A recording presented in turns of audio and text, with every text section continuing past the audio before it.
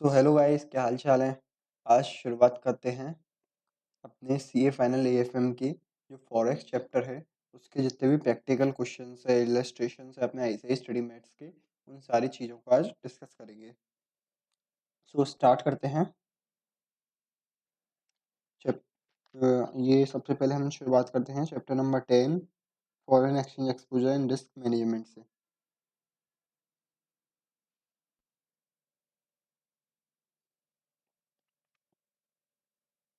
देखिए, सबसे पहले अपन जो करेंगे वो आईसीआई के जो प्रैक्टिकल क्वेश्चंस हैं उनको सॉल्व करते हैं। देन उसके बाद फिर इलस्ट्रेशंस पे आएंगे।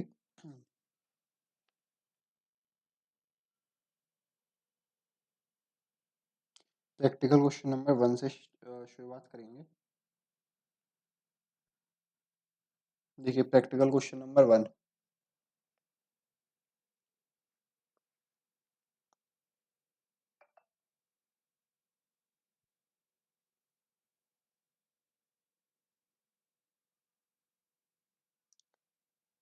प्रैक्टिकल क्वेश्चन नंबर 1 सभी रीड आउट कीजिए आप एक बार।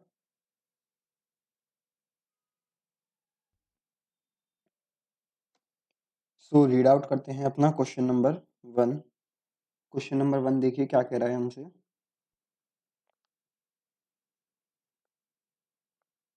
क्वेश्चन नंबर 1 कह रहा है the price of a bond just before the maturity is $5,000 and its redemption value is $5250। At the end of set period interest is $350 and the dollar appreciate by 2% during the set period, calculate the rate of return. Simply आपसे पूछ रहा है कि what will be the rate of return. आपने इस पे जो ये बॉन्ड में इन्वेस्ट करके कितना जो रेट ऑफ रिटर्न है, कितना रिटर्न है आपने वो कमाया, वो आपको सिंपली फाइंड आउट करना है। सो सॉल्व करते हैं।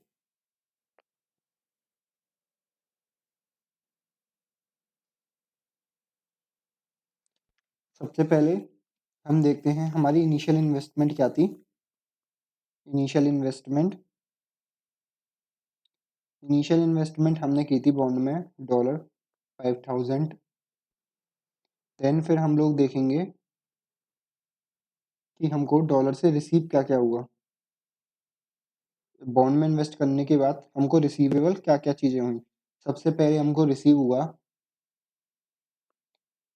हमको पहले दो चीज़ें रिसीव हुई। एक तो इंटरेस्ट रिसीव हुआ बॉन्ड से। क्वेश्चन में आपको साफ साफ बता रखा है 350 का आपको $350 का आपको इंटरेस्ट मिला। दूसरा और क्या मिला आपको, आपको मिला उसकी जो रिडेम्पशन वैल्यू थी वो 5000 से वो 5250 हो गई, मतलब ₹250 से आपका कैपिटल एप्रिसिएशन मिला। आपका जो एप्रिसिएशन है बॉन्ड की वैल्यू में वो कितना हुआ, एप्रिसिएशन हुआ आपका $5250 माइनस $5000। इतना आपको कैपिटल एप्रिसिएशन मिला। $250 का आपको कैपिटल एप्रिसिएशन मिला। दो चीज़ें आपको ये रिसीव हुई। तो सिंपली हम कैलकुलेट कर सकते हैं रेट ऑफ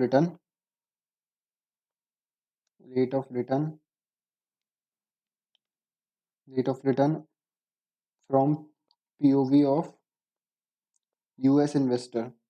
अगर कोई यूएस का ही बंदा इन्वेस्ट करता देन उसके लिए रेट ऑफ रिटर्न क्या होता। और हम रेट ऑफ रिटर्न कैलकुलेट करेंगे अगर कोई इंडिया का बंदा या फिर कोई अदर कंट्री का बंदा उसमें इन्वेस्ट करता है आपके इस वाले डॉलर वाले बॉन्ड में। मतलब बेसिकली क्या है, डॉलर हमारी यूएसए की करेंसी है। यूएसए की करेंसी में अगर कोई यूएसए का ही बंदा इन्वेस्ट करता उसके लिए जो रेट ऑफ रिटर्न होता वो तो हमारा ये होता $350। एक तो उसको रिसीव हुआ, प्लस डॉलर प्लस डॉलर उसको 250 रिसीव हुआ, डिवाइडेड बाय 5000 तो उसकी इनिशियल इन्वेस्टमेंट थी, इनटू आप जब 100 करेंगे देन आपका आंसर निकल के आ जाएगा रेट ऑफ रिटर्न। कैलकुलेट करते हैं। 600 डिवाइडेड बाय 5000 इंटू 100, यानी कि आपका ये जो रेट ऑफ रिटर्न निकल के आया from US investor point of view से वो आया 12% पर एनम का आपका रेट ऑफ रिटर्न है। बट अगर सेम थिंग अगर हम कहेंगे रेट ऑफ रिटर्न हमको निकालना है from view point from POV of other than US investor other than US investor के पीओवी से अगर रेट ऑफ रिटर्न निकालेंगे तो कितना आएगा। तो कोई भी जैसे अगर कोई भी इंडिया का बंदा है वो इन्वेस्ट करता है इस यूएस वाले बॉन्ड में, देन अगर उसने डे वन पे अगर ये 1 रुपीज़ इन्वेस्ट किया है, सपोज 1 रुपी इन्वेस्ट किया है, तो आफ्टर 1 ईयर उसको कितना हो जाएगा? आफ्टर 1 ईयर हमने देखा 12% का रिटर्न है, तो 1 रुपया उसका 1+12% हो जाएगा, 1.12 हो जाएगा उसके लिए। बट क्योंकि जो इंडिया के इन्वेस्टर है वो अदर अदर करेंसी डील करता है, मतलब उसकी जो होम करेंसी है वो डॉलर नहीं है, तो वो क्या करेगा, जो 1.12 जो हमारा डॉलर हुआ है उसका एक सेकेंड, जो हमारा अदर देन यूएस का इन्वेस्टर है वो डे वन पे $1 सपोज इन्वेस्ट किया उसने, एंड आफ्टर 1 ईयर उसका क्या हुआ, $1.12 हो गया। अब क्या हुआ, जो अदर देन यूएस का इन्वेस्टर है तो उसकी होम करेंसी डॉलर तो है नहीं है, तो वो डॉलर से क्या करेगा, उसको कन्वर्ट कराएगा अदर करेंसी। हम इसमें हमको साफ साफ दे रखा है डॉलर 2% से अप्रिशिएट हुआ है। डॉलर 2% से अप्रिशिएट होने का मतलब क्या है, जो डॉलर था जैसे डॉलर का spot rate suppose $1 equals to 1 rupees था, देन अब वो हो गया है $1 इक्वल्स टू 1+2%, 1.02 रुपीज़ हो गया है, जो नया कोट हो जाएगा आफ्टर 1 ईयर। ये हमको क्वेश्चन में गिवन है कि डॉलर 2% से अप्रिशिएट हो गया, तो सिंपली अब क्या करना है हमको, जब हमारा आफ्टर 1 ईयर जो हमको डॉलर रिसीव होंगे $1.12 रिसीव होंगे, और हम कह रहे हैं कि जो हमारा कन्वर्जन है वो है 1.02 जो हमारा रेट है, तो आप कन्वर्ट कराइए। अगर हम कन्वर्ट कराएंगे अपनी करेंसी को, $1.12 को कन्वर्ट कराएंगे इनटू इंडियन रुपी, देन हमको कितने इंडियन रुपी रिसीवेबल होंगे, $1.12 इंटू 1.02 रुपी, तो हमको जो रिसीवेबल होंगे 1.12 इंटू 1.02, 1.1424 इंडियन रुपीज़ हमको रिसीवेबल होंगे आफ्टर 1 ईयर। तो क्या हम इससे रिटर्न नहीं निकाल सकते? बिल्कुल निकाल सकते हैं।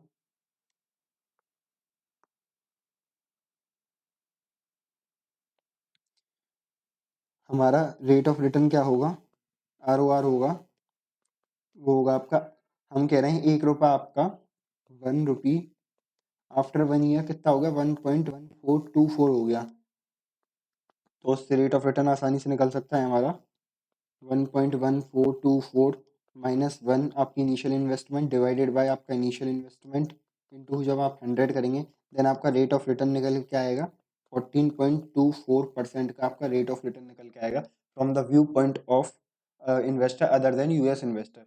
अगर यूएस इन्वेस्टर के अलावा कोई और इन्वेस्टर, सपोज हमारे एग्जांपल में इंडियन इन्वेस्टर था, वो इन्वेस्ट करेगा, देन उसको 14.24% का जो रिटर्न है वो मिलेगा। ठीक है,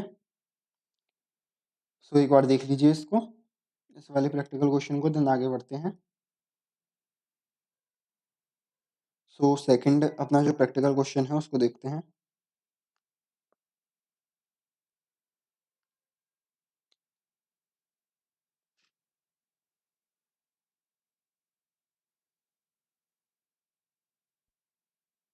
आप सभी की स्क्रीन पे सेकंड प्रैक्टिकल क्वेश्चन आ गया है, इसको सॉल्व करते हैं। देखिए क्वेश्चन हमसे कह रहा है,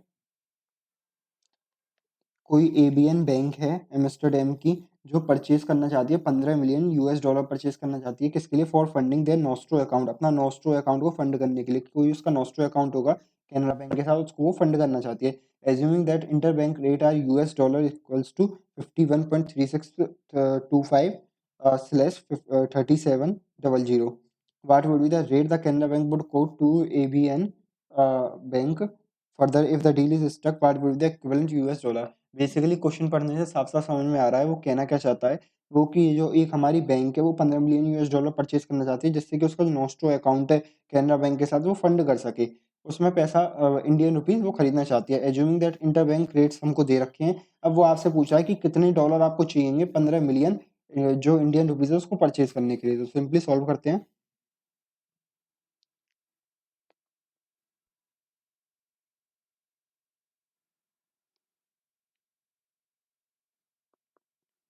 सबसे पहले हमको हमारा जो ओरिजिन पॉइंट है वो क्या है, ओरिजिन पॉइंट बेसिकली एक ऐसा पॉइंट, मतलब हमको शुरुआत क्वेश्चन की कहाँ से करनी है, ये हमारे खुद के रेफरेंस के लिए होता है, आपको एग्जाम में नहीं लिखना।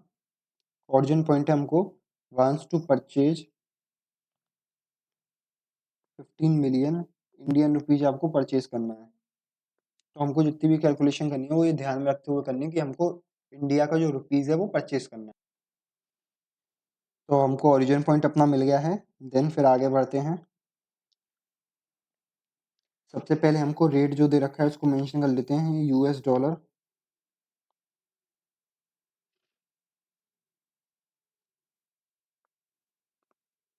जो रेट हमको दे रखा है वो दे रखा है हमको रुपी पर डॉलर का। रुपी पर डॉलर का कोड दे रखा है 51.3625 और 51.3700, ये आपको फॉरेक्स का रेट कोड कर रखा है। अब हमको क्या खरीदना है, हमको खरीदना है इंडियन रुपीज़। देन हमारे लिए रेट कौन सा रेलिवेंट होगा, जब हमको रुपीज़ खरीदना है, रुपये हमको बाय करना है, इसका मतलब क्या है, बेस करेंसी को आपको क्या करना है, सेल करना है। और सेल कौन से रेट पे करते हैं आप, हल्का रेट पर, कम वाले रेट पे सेल करते हैं, खरीदते महंगे वाले रेट पे और बेचते हैं सस्ते वाले रेट पे बेस करेंसी को। हमको कोड पता चल गया, तो अब वो सीधे सीधे हमसे पूछ रहा है कि आप बताइए हमको इक्विवेलेंट यूएस डॉलर आपको कितने चाहिएंगे, तो हम बता देंगे required US dollar equals to ₹15 million. 1 million में 10 लैक्स होते हैं, 15 मिलियन डिवाइडेड बाय, आप देखिए अब आप देखिए जो आपकी आपने जो करेंसी ली है वो है रुपीज़ और आपको कोड दे रखा है डॉलर का, तो सिंपली डिवाइड करेंगे 51.3625। जो आपको करेंसी है वो रुपीज़ है और आपको कोड दे रखा है डॉलर का, इसलिए डिवाइड किया है, तो आपका आंसर कितना निकलेगा, 15 मिलियन डिवाइडेड बाय 51.3625। देन आपको जो रिक्वायर्ड डॉलर हैं वो कितने हैं, 292,042। इतने डॉलर आपको रिक्वायर्ड हैं to buy 15 million Indian rupees. So एक बार देख लीजिए, फिर आगे बढ़ते हैं। सो आगे बढ़ते हैं अपने नेक्स्ट क्वेश्चन की तरफ, date is question number 3।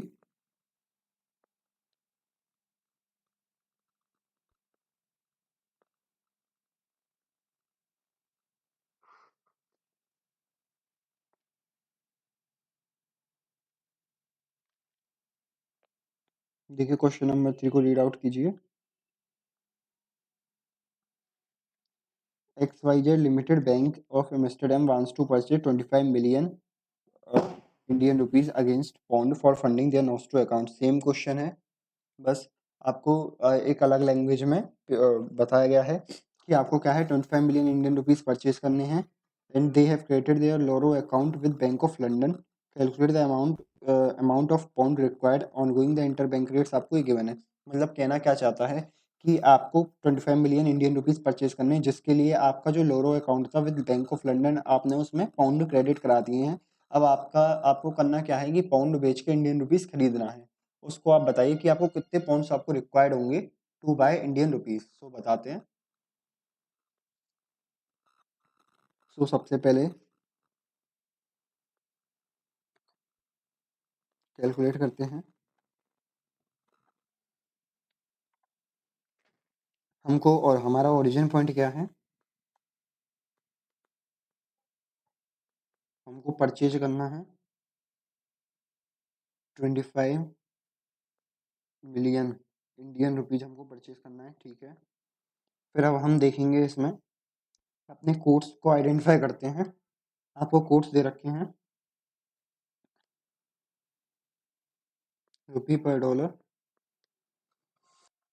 Codes दे रखे हैं आपको रुपी पर डॉलर इक्वल्स टू 61.3625, 61.3700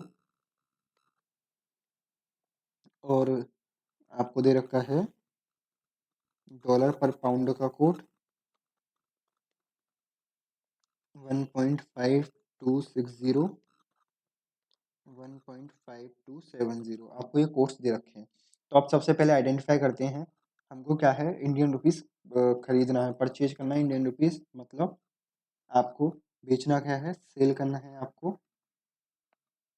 आप बेचेंगे क्या, सेल पाउंड, पाउंड को बेचेंगे, इंडियन रुपीस खरीदेंगे। तो सबसे पहले पाउंड बेच के डॉलर खरीदेंगे, आप पाउंड को सेल करेंगे, डॉलर को बाय करेंगे। पाउंड को सेल कौन से रेट पे करेंगे, मैंने बताया था बेस करेंसी को हमेशा सेल करते हैं हलकट रेट पे, छोटे वाले रेट पे आप सेल करेंगे। फिर इसके बाद जब हमारे पास डॉलर, पाउंड को बेच के हम क्या खरीदेंगे, डॉलर खरीदेंगे। अब हमारे पास डॉलर आ गए, डॉलर को क्या करेंगे, डॉलर को बेचेंगे और इंडियन रुपीस को बाय करेंगे। जब बेस करेंसी को सेल करते हैं तो मैंने आपको बताया था हमेशा छोटे वाले रेट पे उसको सेल करते हैं, हलकट रेट पे। तो हमको रेट आइडेंटिफाई होगा, तो आप सिंपली कैलकुलेट कर लेना कितने हमको पाउंड्स रिक्वायर्ड होंगे। रिक्वायर्ड पाउंड्स कितने होंगे आपके, 25 मिलियन इंडियन रुपीज है आपका, डिवाइडेड बाय। अब आप देखिए, आपको जो है करेंसी है आपकी रुपीज़ में, और आपको कोड दे रखा है डॉलर की टर्म्स में। तो आप सिंपली क्या करेंगे, डिवाइड करेंगे, 1/613625। अब आपका रुपीज़ कन्वर्ट हो गया डॉलर में। अब आपको जो कोड दे रखा है वो पाउंड्स की टर्म्स में दे रखा है, और जो आपकी करेंसी है वो डॉलर है, तो इसलिए इसमें भी डिवाइड करेंगे, 1/5260।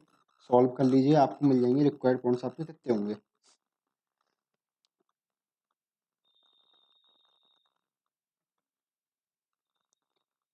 61.3625 डिवाइडेड बाय 1.5260। आपके रिक्वायर्ड पाउंड्स निकल के आते हैं 2,66,982। इतने पाउंड्स की आपको रिक्वायरमेंट होगी, 2/25 मिलियन इंडियन डॉलर्स। सो एक बार देख लीजिए। अब आगे बढ़ते हैं अपने अगले प्रैक्टिकल क्वेश्चन की तरफ। देखिए नेक्स्ट प्रैक्टिकल क्वेश्चन क्या है अपना, क्वेश्चन नंबर 4।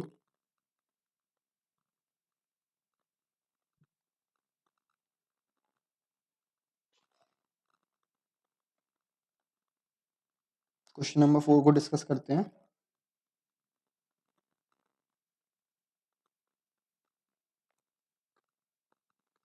क्वेश्चन नंबर 4 आपसे कह रहा है, ABC limited of UK has exported the goods worth 5 lakhs Canadian dollar receivable in 6 months. The exporter wants to hedge the receipt in the forward market. The following information is available. Spot rate दे रखा है, interest rate दे रखा है। The forward rate truly reflect the interest rate differential। मतलब जो forward rate है, जो आपका truly depend होगा आपका इंटरेस्ट रेट पे। In basically interest rate parity के कॉन्सेप्ट यूज करके फॉरवर्ड रेट फाइंड करेंगे। देन फाइंड द गेन और loss to the UK exporter if spot rate declines gains and remains unchange. मतलब आपको question read out किया, उसमें समझ में आया कि एक एक्सपोर्टर है जिसको 5 लाख कैनेडियन डॉलर रिसीवेबल हैं, वो अपने आप को सेव करना चाहता है फॉरवर्ड मार्केट में। इसलिए जो अब वो फॉरवर्ड मार्केट का जो रेट होगा वो आपका ट्रूली इंटरेस्ट रेट का डिफरेंस होगा। इंटरेस्ट रेट पैरिटी का कॉन्सेप्ट यूज करके आपको फॉरवर्ड रेट निकालना है, फिर आपको बताना है कि गेन या लॉस क्या होगा जब आपको स्पॉट रेट ये होते, डिक्लाइन होता 2%, गेन होता 4% और रिमेन अनचेंज। तो कैलकुलेट करते हैं।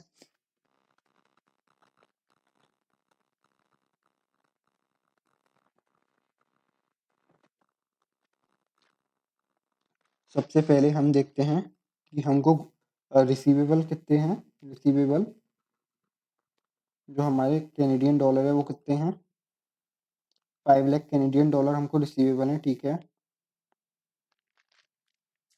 तो अब सबसे पहले हम क्या फाइंड आउट करेंगे, फॉरवर्ड रेट। जिसने फॉरवर्ड रेट पे ही आपका वो किया है ना कॉन्ट्रैक्ट, फॉरवर्ड रेट आप फाइंड करेंगे।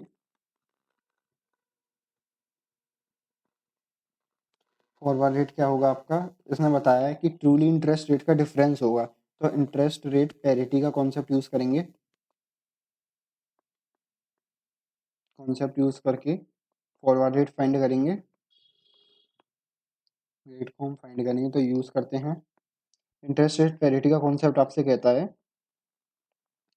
कि आप आपका जो स्पॉट रेट है वो कितना है, स्पॉट दे रखा है आपको डॉलर पर पाउंड का 2.5 का। इंटरेस्ट रेट पैरिटी हमसे कहता है कि आपका जो फॉरवर्ड रेट होगा वो ट्रूली इंटरेस्ट रेट का डिफरेंस होगा। सो कैलकुलेट करते हैं forward rate. Forward rate is equal to spot rate into 1।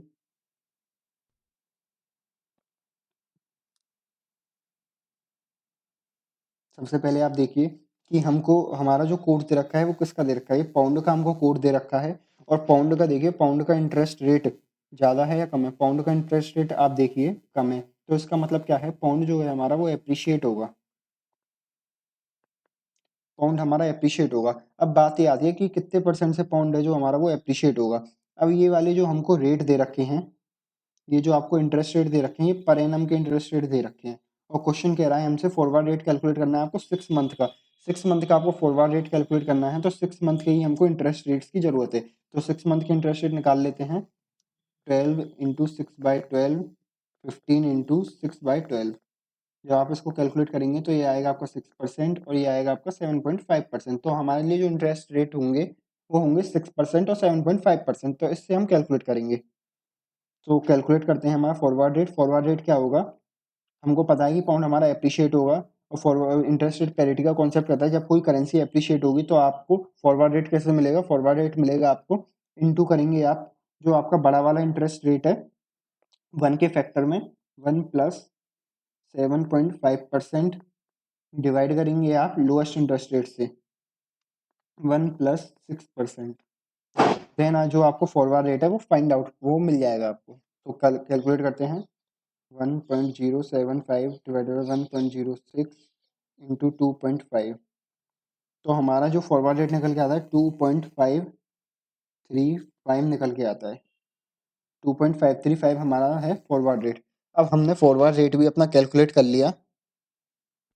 सो अब कैलकुलेट करते हैं हमारा गेन और लॉस। अलग अलग केसेस जो हमको दे रखे हैं उनमें हमको गेन और लॉस कैलकुलेट करना है। सबसे पहले हमको बता रखा है उसने, क्वेश्चन में गिवन है कि अगर आपका जो स्पॉट रेट है वो डिक्लाइन हो जाता है 2% से, जो कैनेडियन डॉलर का जो स्पॉट रेट है वो 2% से डिक्लाइन हो रहा है। तो पहले कोट लिखते हैं अपना, डॉलर पर पाउंड हमको गिवन था 2.5। अब वो हमसे कह रहा है जो हमारा कैनेडियन डॉलर है वो डिक्लाइन हो रहा है बाय 2% से।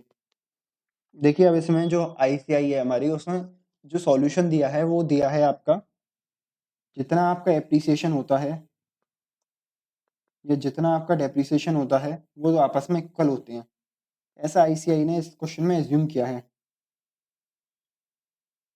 ऐसा इस क्वेश्चन में एज्यूम किया है। बट मेरे हिसाब से और जो भी हमारी स्टडी मेट में जो भी कॉन्सेप्ट दे रखा है एप्रिसिएशन और डेप्रिसिएशन के हिसाब से, उसमें क्लियरली मेंशन है कि एप्रिसिएशन होता है वो ऑलवेज ग्रेटर होता है, वो ऑलवेज ग्रेटर होता है आपका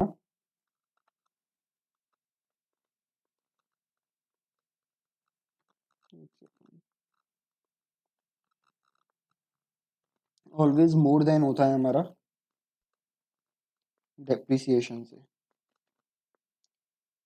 तो जब ICI ने ये एज्यूम किया है तो इस मेरे को भी सरासर एक तरीके से गलत लगता है कि आप डेप्रिसिएशन को और एप्रिसिएशन को इक्वल मान रहे हैं। इक्वल आप कैसे मान सकते हो उनको, जबकि हमारी स्टडी मेट में क्लियरली प्रोवाइडेड है कि जो हमारा एप्रिसिएशन होगा वो ऑलवेज मोर देन होगा डेप्रिसिएशन से। ऐसा क्यों होता है आप समझिए कि जैसे हमारा एक इंडियन रुपीज है और हम कह रहे हैं ये कि 10% से एप्रिशिएट हो गया है। तो आप देखिए जब एक इंडियन रुपीज था वो 10% से एप्रिशिएट हुआ तो उसकी जो नई वैल्यू है वो क्या हो जाएगी, 1.10 इंडियन रुपीज हो जाएगा। तो अब मैं आपसे कहूँ कि जब ये इंडियन रुपीज 10% से एप्रिशिएट होकर 1.10 हो गया तो आप इसको डेप्रिशिएट करके दोबारा 1 पे ले जाइए। तो डेप्रिशिएट करके अगर आप इसको दोबारा 1 पे ले जाएंगे तो कितना आएगा आप देखिए,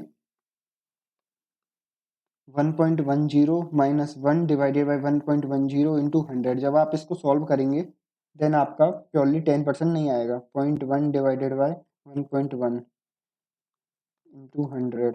देन आपको क्लियरली समझ में आ रहा होगा कि 9.09% से जो हमारी अदर करेंसी होगी वो डेप्रिशिएट होगी। तो कभी भी हमारा जो डेप्रिसिएशन है वो एप्रिसिएशन के इक्वल नहीं होगा, एप्रिसिएशन ऑलवेज ग्रेटर देन होगा। ये तो बेसिकली हमारे कॉन्सेप्ट की बात थी, वो मैंने आपको जब कॉन्सेप्ट सेशन कराए थे उसमें भी ये सारी चीज़ें डिस्कस करी थी। अब बात आती है क्वेश्चन की। क्वेश्चन में वो हमसे कह रहा है कि कैनेडियन डॉलर आपका 2% से डेप्रिशिएट हो गया है। तो पहले मैं अपने हिसाब से करा के बताता हूँ, देन आईसीआई के हिसाब से भी सॉल्व करेंगे। अगर कैनेडियन डॉलर 2% से डेप्रिशिएट हो जाता है, देन जो न्यू रेट है वो क्या होगा? न्यू रेट बेसिकली जो न्यू स्पॉट रेट होगा वो क्या होगा?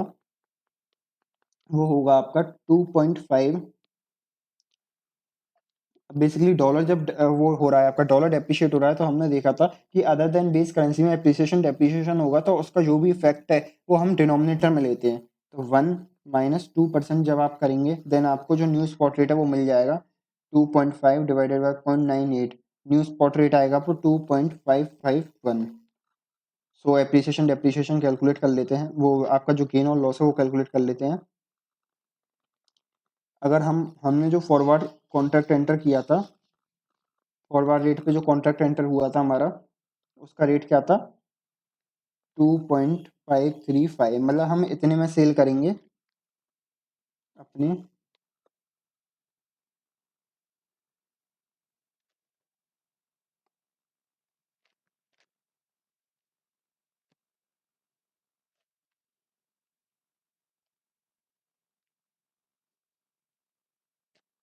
हम जो है इतने में, एक सेकंड, फॉरवर्ड कॉन्ट्रैक्ट में नेक्स्ट पेज पे लेता हूँ, इसमें थोड़ी सी स्पेस कम बचा है अपना। सो देखते हैं हम पहले केस में, फर्स्ट केस में अगर हम फॉरवर्ड कॉन्ट्रैक्ट के हिसाब से अपना रिसीवेबल देखें तो कितना रिसीवेबल होगा हमको रिसीवेबल होगा कैनेडियन 5 लाख, कैनेडियन डॉलर जो हमको 5 लाख रिसीवेबल हैं। तो हम लिखते हैं कैनेडियन डॉलर 5 लाख हमको रिसीवेबल हैं, और जो हमारा फॉरवर्ड रेट दे रखा है हमको, फॉरवर्ड रेट जिस पर हमने कॉन्ट्रैक्ट किया था वो कितना था? वो था 2.535। 2.535 डॉलर पर पाउंड आपको दे रखा था 2.535। ये आप इस रेट में आपने उससे कॉन्ट्रैक्ट किया था। अब जो हमको रिसीवेबल कितना होगा, आप देख रहे हैं कि ये कैनेडियन डॉलर है और जो कोड दे रखा है वो जो जो कोड में जो बेस करेंसी है वो अलग है, मतलब डिफरेंट करेंसी है। तो सिंपली क्या करेंगे, डिवाइड करेंगे। हमको रिसीवेबल निकालने के लिए 2.535 से डिवाइड करते हैं, देन आंसर कितना आएगा आपका? 5 लैक्स डिवाइडेड बाई 2.535, 197,239, 197,239। ये आपका इतने आपके जो पाउंड्स हैं, इतने पाउंड्स आपको रिसीवेबल होंगे। अब हम कहते हैं कि अगर हम फॉरवर्ड कॉन्ट्रैक्ट एंटर नहीं करते, अगर स्पॉट रेट पे हम रिसीवेबल निकालें, देन कितना आपको रिसीवेबल होगा? स्पॉट रेट हमने निकाला था अपना डॉलर पर पाउंड का, वो निकाला था 2.551 का।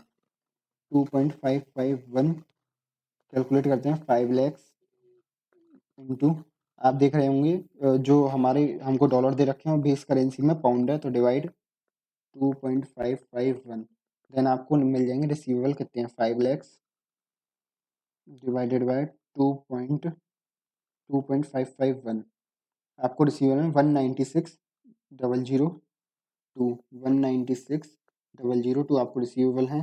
तो हम कहेंगे gain due to forward contract कितना हुआ आपका?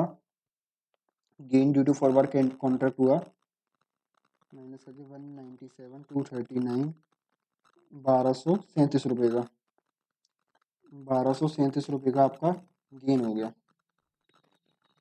1237 पाउंड का आपका गेन होगा रिसीवेबल में। ये तो हमने किया अपने हिसाब से। अब एस पर आईसीआई और कर देते हैं हम। एस पर आईसीआई जो सॉल्यूशन है, जो आपको रिसीवेबल है फॉरवर्ड कॉन्ट्रैक्ट में जो आपको रिसीवेबल है वो तो सेम ही रहेगा, क्योंकि फॉरवर्ड रेट तो हमारे फॉरवर्ड रेट और हमारा और आईसीआई का बिल्कुल सेम है। बट जो दिक्कत आती है वो आती है हमारी स्पॉट रेट में। स्पॉट रेट में आईसीआई ने कहा कि अगर हमारा जो डे 1 पे स्पॉट था, डे वन पे स्पॉट क्या था हमारा, डॉलर पर पाउंड 2.5 का।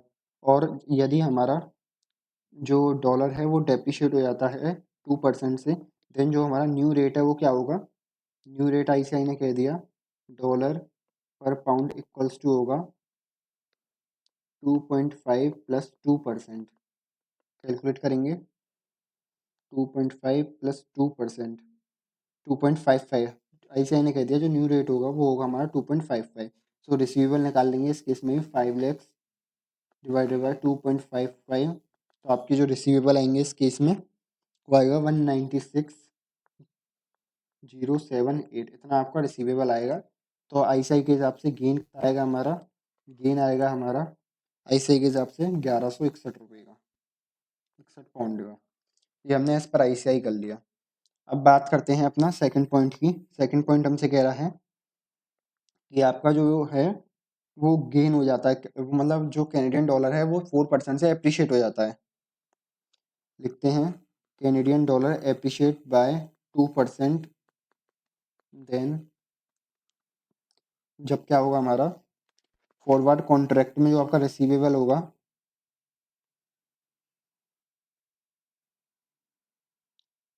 फॉरवर्ड कॉन्ट्रैक्ट में जो आपके रिसीवेबल होंगे वो तो सेम ही अमाउंट होगी। फॉरवर्ड कॉन्ट्रैक्ट रिसीवेबल वो तो एवरी केस में सेम होगी, 5 लैक्स डिवाइडेड बाय हमको तो 2.535 ही करना है, क्योंकि 2.535 पे हमने कॉन्ट्रैक्ट किया था, कॉन्ट्रैक्टेड रेट था हमारा। तो ये तो एवरी केस में तो सेम होगा, कॉन्ट्रैक्टेड रेट है ये हमारा। तो रिसीवेबल कितना होगा 197,239, 197,239 हमको रिसीवेबल होगा। और हम कह रहे हैं कि जो हमारा स्पॉट रेट है, स्पॉट रेट आफ्टर 6 मंथ क्या होगा, वो होगा हमारा डॉलर कैनेडियन डॉलर हमारा एप्रिशिएट हो जाता है 2% से। इसको हम कैलकुलेट करते हैं। डे वन का स्पॉट है आपका डॉलर पर पाउंड 2.5 का, और हम कह रहे हैं कि आपका कैनेडियन डॉलर एप्रिशिएट हो रहा है 2% से, 2% से एप्रिशिएट हो रहा है आपका डॉलर। देन आपका जो न्यू स्पॉट रेट होगा आफ्टर 6 मंथ वो क्या होगा, डॉलर पर पाउंड इक्वल्स 2.5, 1 प्लस 2। एप्रिशिएट ये 4% से था ना अपना, एप्रिशिएट 4% से है, एप्रिशिएटेड बाय 4%।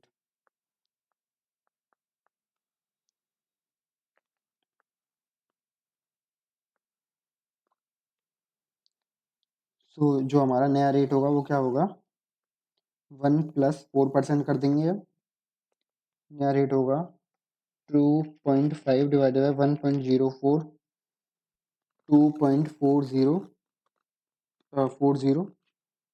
कर लेते हैं, 2.404 अप्रॉक्स हमारा इतना न्यू रेट होगा। तो सिंपली कैलकुलेट कर लेते हैं 5 lakhs Canadian dollar divided by 2.404, 5 lakhs divided by 2.404, ये हुआ 207,987, 207,987, इतना आपको रिसीवेबल होगा। यानी कि इसमें क्या आएगा, आपका लॉस आएगा, loss due to forward contract कितना आएगा, -197,239, ये आपका लॉस आएगा। लॉस इक्वल्स टू 10,748 का आपका लॉस आएगा, loss due to forward contract as per ICI भी कर लेते हैं।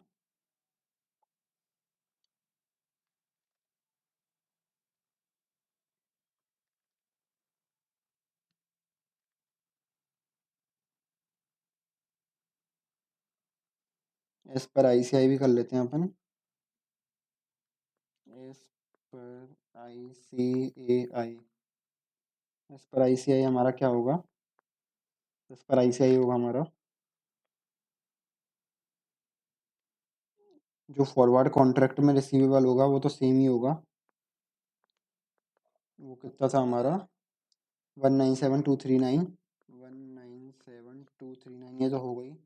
और जो स्पॉट रेट 6 मंथ का था वो क्या होगा हमारा, T1 का स्पॉट डॉलर पर पाउंड 2.5, आफ्टर 6 मंथ का स्पॉट आईसीआई के हिसाब से हुआ हमारा डॉलर पर पाउंड इक्वल्स टू 2.5।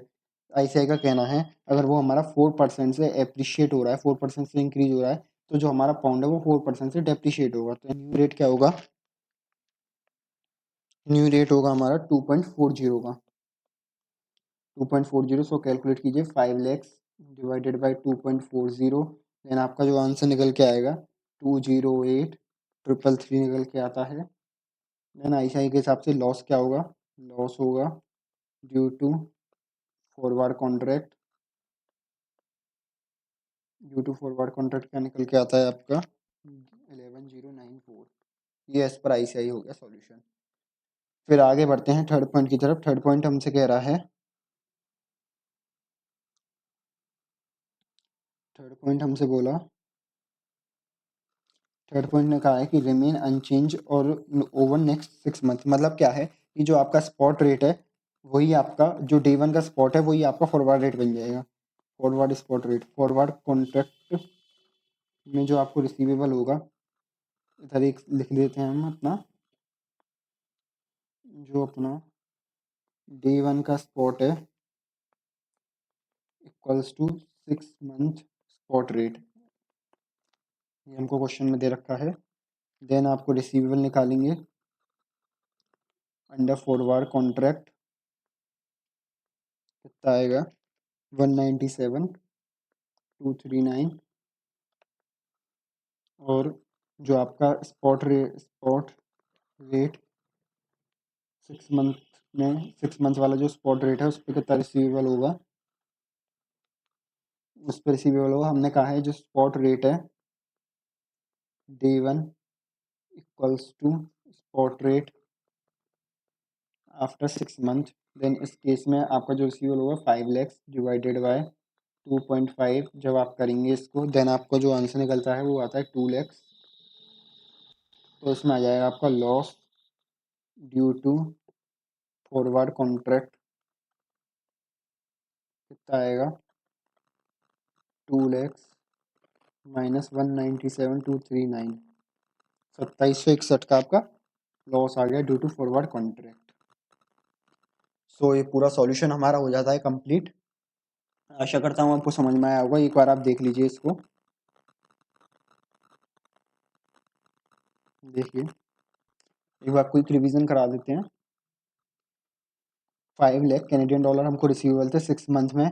उसने हमको बता रखा था जो फॉरवर्ड रेट है वो केवल और केवल इंटरेस्ट रेट के डिफरेंशियल का है। फिर उसने हमको बताया कि अगर ये तीन सिनेरियोज दिए थे, इन सिनेरियोज में आपको फाइंड आउट करना था कि what will be the gain and the loss. उसने हमको बताया था कि 6 मंथ का हमको फॉरवर्ड कॉन्ट्रैक्ट एंटर किया है तो इंटरेस्ट रेट हमको पर एनम में दे रखे थे, तो इसको हमने 6 मंथ में कन्वर्ट करा लिया। सबसे पहले हमने फॉरवर्ड रेट अपना फाइंड आउट किया, फॉरवर्ड रेट अपने हमको मिल गया। देन वो कह रहा है हमसे कि कैनेडियन डॉलर 2% से डेप्रिशिएट होगा, तो 2% से हम डेप्रिशिएट कर देंगे, जो न्यू रेट निकलेगा, न्यू स्पॉट रेट, उस पर कन्वर्ट करा देंगे। उस पर कन्वर्ट कराने के बाद जो आपका रिसीवेबल आ जाएगा वो आएगा 5 लैक्स डिवाइडेड बाई 2.551। देन आपका रिसीवेबल 196,002 और फॉरवर्ड कॉन्ट्रैक्ट में जो आपका रिसीवेबल होगा वो होगा 197,239। दोनों का डिफरेंस आ जाएगा आपका gain due to forward contract. As per ICI ने क्या किया है, डायरेक्टली अगर वो डॉलर आपका 2% से डेप्रिशिएट हो रहा है, देन आईसीआई ने कह दिया आपका कि 2% से आपका पाउंड एप्रिशिएट होगा, जो कि सरासर गलत है। फिर भी हमने आपको करके बता दिया। आईसीआई के हिसाब से जो आपका गेन आ रहा है वो आ रहा है 1161 रुपये का। फिर उसने बताया हमको आपका जो डॉलर है वो 4% से एप्रिशिएट हो जाएगा। तो 4% से एप्रिशिएट होने का मतलब क्या है, आपका न्यूमरेटर में 1 + 4% आप कर देंगे, देन आपको न्यू रेट मिल जाएगा। न्यू रेट से आप इसको डिवाइड करेंगे 5 लैक्स को, देन आपको जो रिसीवेबल है वो मिल जाएगा। आपका लॉस आता है ड्यू टू फॉरवर्ड कॉन्ट्रैक्ट 10,748 रुपये का। अगर एज पर आईसीआई देखें, आईसीआई ने कहा अगर 4% से डॉलर एप्रिशिएट हो रहा है, देन 4% से पाउंड डेप्रिशिएट होगा, देन उसके उसके आईसीआई के हिसाब से जो हमारा लॉस आता है वो आता है 11,094 रुपये का। अब वो तीसरे केस में हमसे कह रहा है कि आपका जो डे वन का स्पॉट है वही आपका 6 मंथ का स्पॉट रेट है। तो कोई नहीं, कैलकुलेट कर लेंगे। 6 मंथ का जब स्पॉट रेट सेम होगा तो 5 लाख डिवाइड बाय 2.5 करेंगे, देन आपका जो रिसीवेबल आएंगे वो 2 लाख पाउंड रिसीवेबल होंगे, और डे वन पे आप जो फॉरवर्ड कॉन्ट्रैक्ट में आपने एंटर किया था उसमें रिसीवेबल होंगे 197,239 के। Then loss due to forward contract जो होगा आपका 2761 रुपये का होगा, 2761 पाउंड का होगा। सो आशा करता हूँ आपको समझ में आया होगा। सो आपने पूरा क्वेश्चन समझ लिया होगा। अब देखते हैं अपना क्वेश्चन नंबर 5। देखिए प्रैक्टिकल क्वेश्चन नंबर 5 को लेते हैं हम।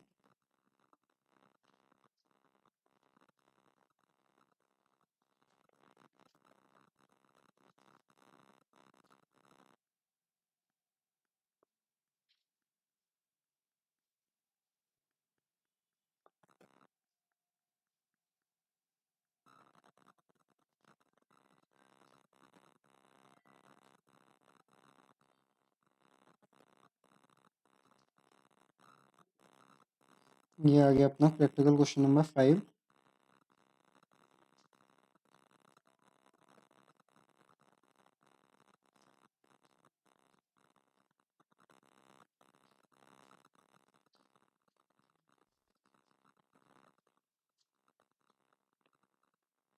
एक बार इसकी टेम्पलेट और चेंज कर लेते हैं।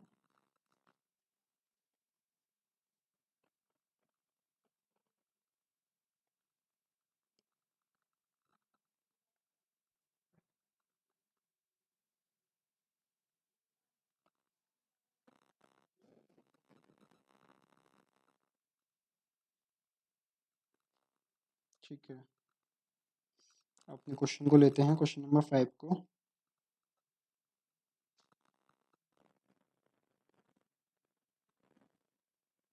देखिए क्वेश्चन नंबर 5 आपकी स्क्रीन पे आ गया है।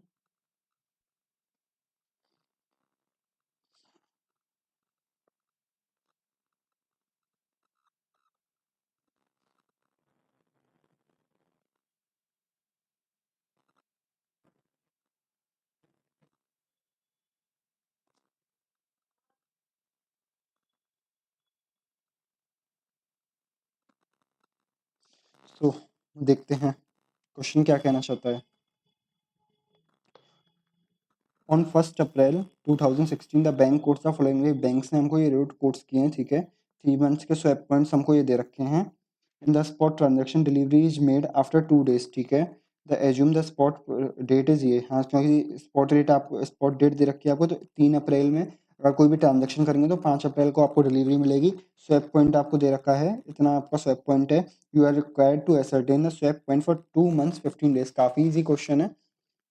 2 मंथ्स के आपको स्पॉट पॉइंट दे रखे हैं, 3 मंथ्स के आपको स्पॉट पॉइंट दे रखे हैं। आपसे पूछा है 2 मंथ 15 डेज के स्पॉट पॉइंट्स क्या होंगे, तो कैलकुलेट कर लेते हैं।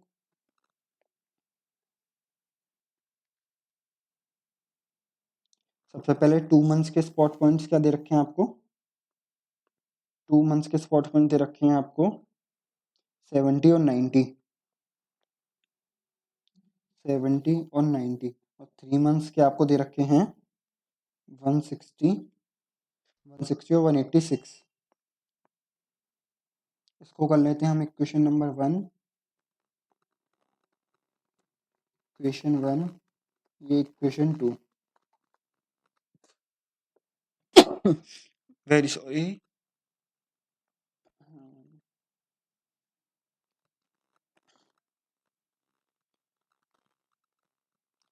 सो देखते हैं, हमको कैलकुलेट करने हैं 2 मंथ्स 15 डेज के स्पॉट रेट। तो सबसे पहले हम कैलकुलेट करते हैं कि 1 मंथ के हमारे स्पॉट रेट्स क्या होंगे। 1 मंथ के जो हमारे स्वैप पॉइंट्स हैं वो क्या होंगे।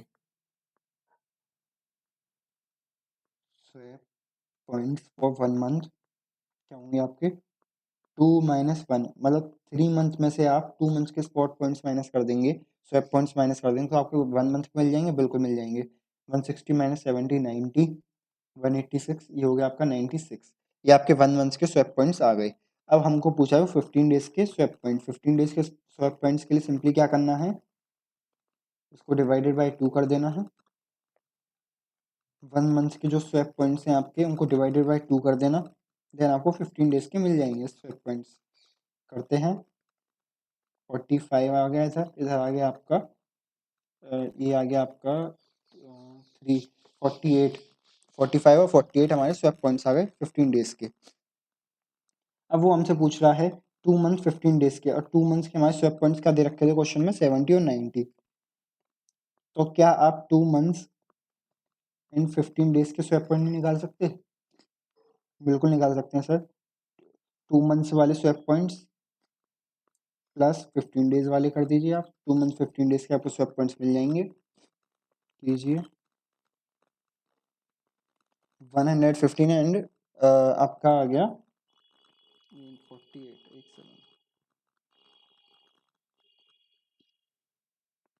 115 138 आपका 2 मंथ्स एंड 15 डेज के स्वैप पॉइंट्स आ गए। काफ़ी सिंपल है, आपको 2 मंथ्स 3 मंथ्स के दे रखे थे, दोनों का डिफरेंस आप लोगों ने निकाला, 1 मंथ के स्वैप पॉइंट्स आपने निकाल लिए, डिवाइडेड बाय 2 किया, 15 डेज के आपको स्वैप पॉइंट्स मिल गए, तो 2 मंथ्स और 15 डेज के ऐड कर देना, 2 मंथ 15 डेज के आपको स्वैप पॉइंट्स मिल गए। सेकंड पार्ट में क्या पूछ रहा है, determine the foreign exchange rate on 20 जून 2016। हमने देखा था 2 मंथ 15 डेज के स्वैप पॉइंट्स है वो हमको 20 जून 2016 पे ही ले जा रहे हैं, तो सिंपली क्या करना है, स्पॉट रेट्स में ये जो स्वैप पॉइंट्स है उनको ऐड कर देंगे।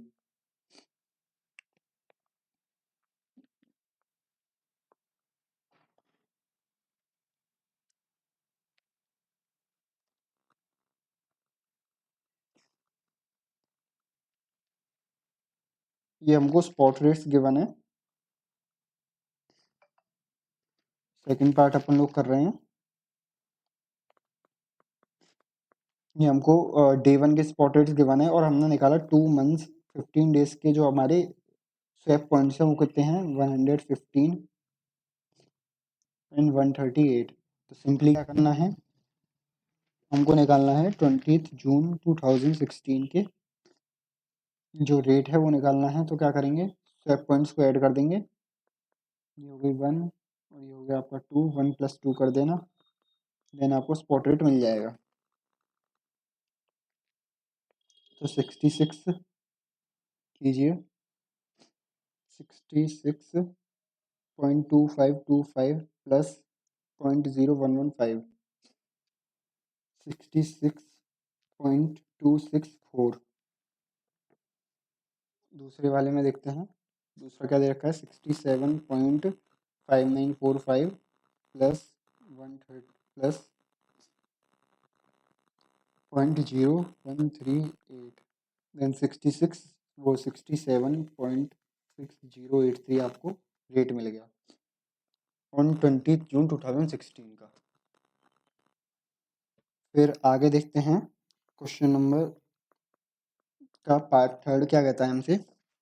पार्ट 3 हमसे कह रहा है compute the annual rate of premium and discount of US dollar on INR on an average rate. हमसे प्रीमियम और डिस्काउंट के बारे में पूछ रहा है। बेसिकली जो 20 जून का आपने रेट निकाला, इसमें क्या प्रीमियम और क्या डिस्काउंट होगा यूएस डॉलर का ऑन एन एवरेज रेट पे, कैलकुलेट करते हैं।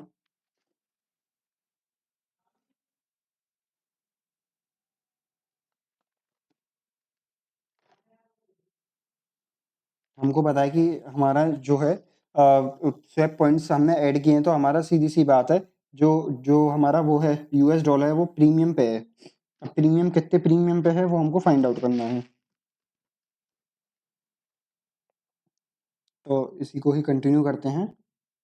सबसे पहले आप प्रीमियम निकालेंगे, प्रीमियम कैसे निकालेंगे, इसको हम नाम दे देते हैं 3। तो आप प्रीमियम निकालेंगे 3 - 1, 3 - 1 करेंगे तो आपको प्रीमियम मिल जाएगा 66, प्रीमियम इक्वल टू 66.264 माइनस 66.2525, ऐसे इधर करेंगे 67.6083 माइनस 67.5949, सभी कैलकुलेट कीजिए। देन आपका जो प्रीमियम है मैं बता देता हूँ कितना आएगा। प्रीमियम आएगा 0.0115, इधर आएगा आपको 0.0138, इतना आपका प्रीमियम आ गया। अब वो हमसे पूछ रहा है कि आपको एप्रिसिएशन डेप्रिसिएशन निकालना है उन्होंने एवरेज रेट पे। अब हम निकालेंगे एवरेज रेट। एवरेज रेट क्या होगा हमारा, एवरेज रेट होगा आपका, आपका एवरेज रेट होगा जो हमारे दोनों की बिड है, जो दोनों हमारे बिड वाले रेट हैं, जो दोनों बिड वाले रेट हैं इन दोनों का एवरेज, और जो आस्क वाले रेट है इन दोनों का एवरेज, ये हमारा एवरेज रेट होगा। यानी कि बिड जो आपकी स्पॉट थी प्लस जो बिड आपकी 2 मंथ्स 15 डेज के बाद थी डिवाइडेड बाय 2, ये आपका एवरेज रेट होगा। ऐसे ही आस्क में, आस्क डे 1 पे जो हमारी थी बेसिकली स्पॉट प्लस आस्क जो थी हमारी 2 मंथ्स 15 डेज पे डिवाइडेड बाय 2 कर दीजिए, देन आपको एवरेज रेट मिल जाएगा। एवरेज रेट क्या होगा आपका 66.264 प्लस 66.2525 डिवाइडेड बाय 2, ऐसे ही 67.6083 plus 67.5945 divided by 2, average rate आपको मिल जाएगा 66.264 प्लस 66.2525 डिवाइडेड बाय 2, देन आपका जो एवरेज रेट निकल के आता है 66.2583, और इधर निकल के आएगा आपका 67.6083 प्लस 67.5945 डिवाइडेड बाय 2, आपका एवरेज निकल के आता है 676014, 67.6014। तो कैलकुलेट कर लीजिए आपका एप्रिसिएशन क्या होगा। वो हमसे पूछा, उसमें पूछा था कैलकुलेट द एनुअल प्रीमियम और discount on an average rate. ये तो प्रीमियम हमने नंबर्स में निकाला था, नंबर्स में निकाला था। ये हम निकालेंगे प्रीमियम परसेंटेज में। क्या होगा आपका प्रीमियम परसेंटेज में होगा आपका, इसको हम लेट से ए कर लेते हैं, इसको हम बी कर लेते हैं। तो आपका प्रीमियम परसेंटेज क्या होगा A divided by B into 100। So calculate भी कर सकते हैं, डिवाइडेड बाय 66.2583 इंटू 100। तो आपका जो आंसर निकल के आएगा वो निकल के आता है पॉइंट, एक सेकेंड,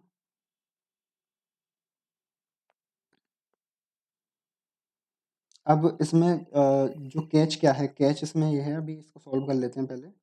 0.0115 डिवाइडेड बाय 66.2583 इंटू 100, आपका जो प्रीमियम निकल के आता है 0.017356 और दूसरे वाले केस में क्या निकलेगा 0.0138 डिवाइडेड बाय 67.6014 इंटू 100। जब आप करेंगे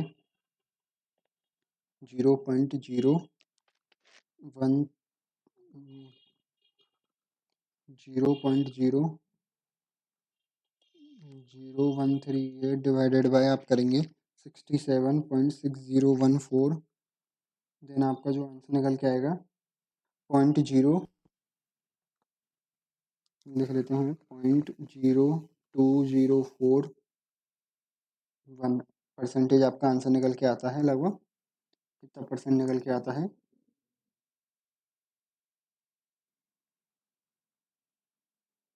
94 कर लेते हैं इसको। अब ये हमारा प्रीमियम परसेंटेज निकला आपका 2 मंथ्स एंड 15 डेज का, 2 मंथ्स 15 डेज का निकला। बट क्योंकि हम जब भी प्रीमियम को प्रेजेंट करते हैं, प्रीमियम और डिस्काउंट की परसेंटेज को प्रेजेंट करते हैं, वो हम एनुअल बेसिस पर प्रेजेंट करते हैं। तो सिंपली क्या करना है,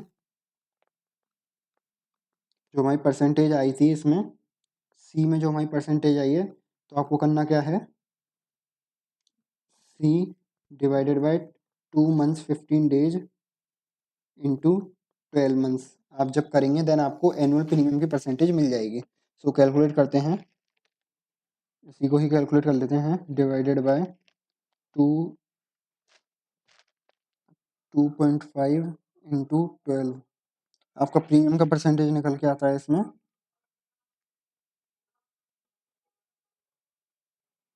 0.01, एक सेकेंड, 0.17356 2.15 इंटू 12, तो आपका आंसर निकल के आता है इसमें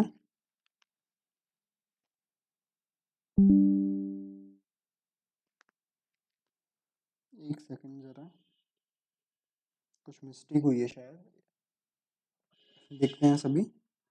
कोई कैलकुलेशन एरर है क्या अपना?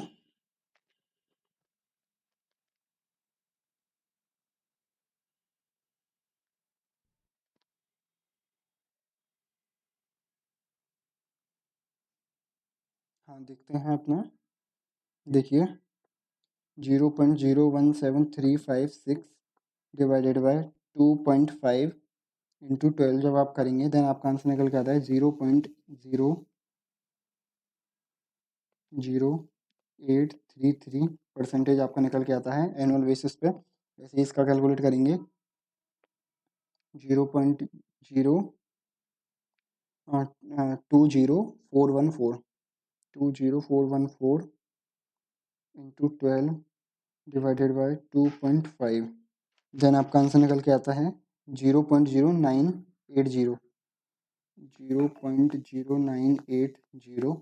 ये आपका पर एनम बेसिस पे आपने प्रीमियम निकाल लिया। सो आशा करता हूँ आपको समझ में आया होगा। एक बार दोबारा से समझा देते हैं। क्वेश्चन में कुछ नहीं था, कुछ भी दम नहीं था क्वेश्चन में 2 मंथ के आपको स्वैप पॉइंट दे रखे थे, 3 मंथ्स के दे रखे थे। दोनों का डिफरेंस निकाल के 1 मंथ की निकाल लिया आपने, डिवाइडेड बाय 2 किया, 15 डेज के निकल गए आपके। तो 2 मंथ्स और 15 डेज के आपने ऐड कर लिए, देन आपको स्वैप पॉइंट्स मिल गए। दूसरे के पॉइंट में उसने कहा था हमसे कि आप उस दिन का रेट बताओ, स्पॉट पॉइंट्स को आप ऐड कर देंगे स्पॉट रेट में, देन आपको उस दिन का रेट पता चल जाएगा। तीसरे पॉइंट में उसने कहा कि आप प्रीमियम और डिस्काउंट बताइए। प्रीमियम डिस्काउंट हम बता देंगे, कैसे बताएंगे सर? प्रीमियम डिस्काउंट बताएंगे ऑन एन एवरेज रेट पे। सबसे पहले प्रीमियम निकालेंगे, दोनों के डिफरेंस से प्रीमियम आ गया, फिर हमको जो एवरेज रेट, ध्यान रखना हमेशा ये एक इंपॉर्टेंट पॉइंट है इसमें, जो प्रीमियम डिस्काउंट निकलवाया उसने हमको एवरेज रेट पे निकलवाया। तो एवरेज रेट बिड का स्पॉट और बिड जो 2 मंथ 15 डेज पे रेट आया, दोनों का एवरेज लेके एवरेज रेट पे आप प्रीमियम निकाल लेंगे, फिर उस प्रीमियम को आप क्या करेंगे, पर एनम बेसिस पर प्रेजेंट करके दिखा देंगे। यही था हमारे क्वेश्चन में। सो आगे बढ़ते हैं अपने अगले क्वेश्चन की तरफ।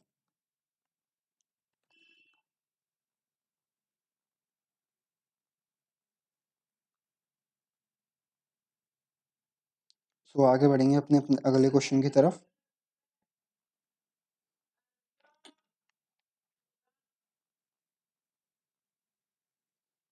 अपना अगला क्वेश्चन आता है क्वेश्चन नंबर 6।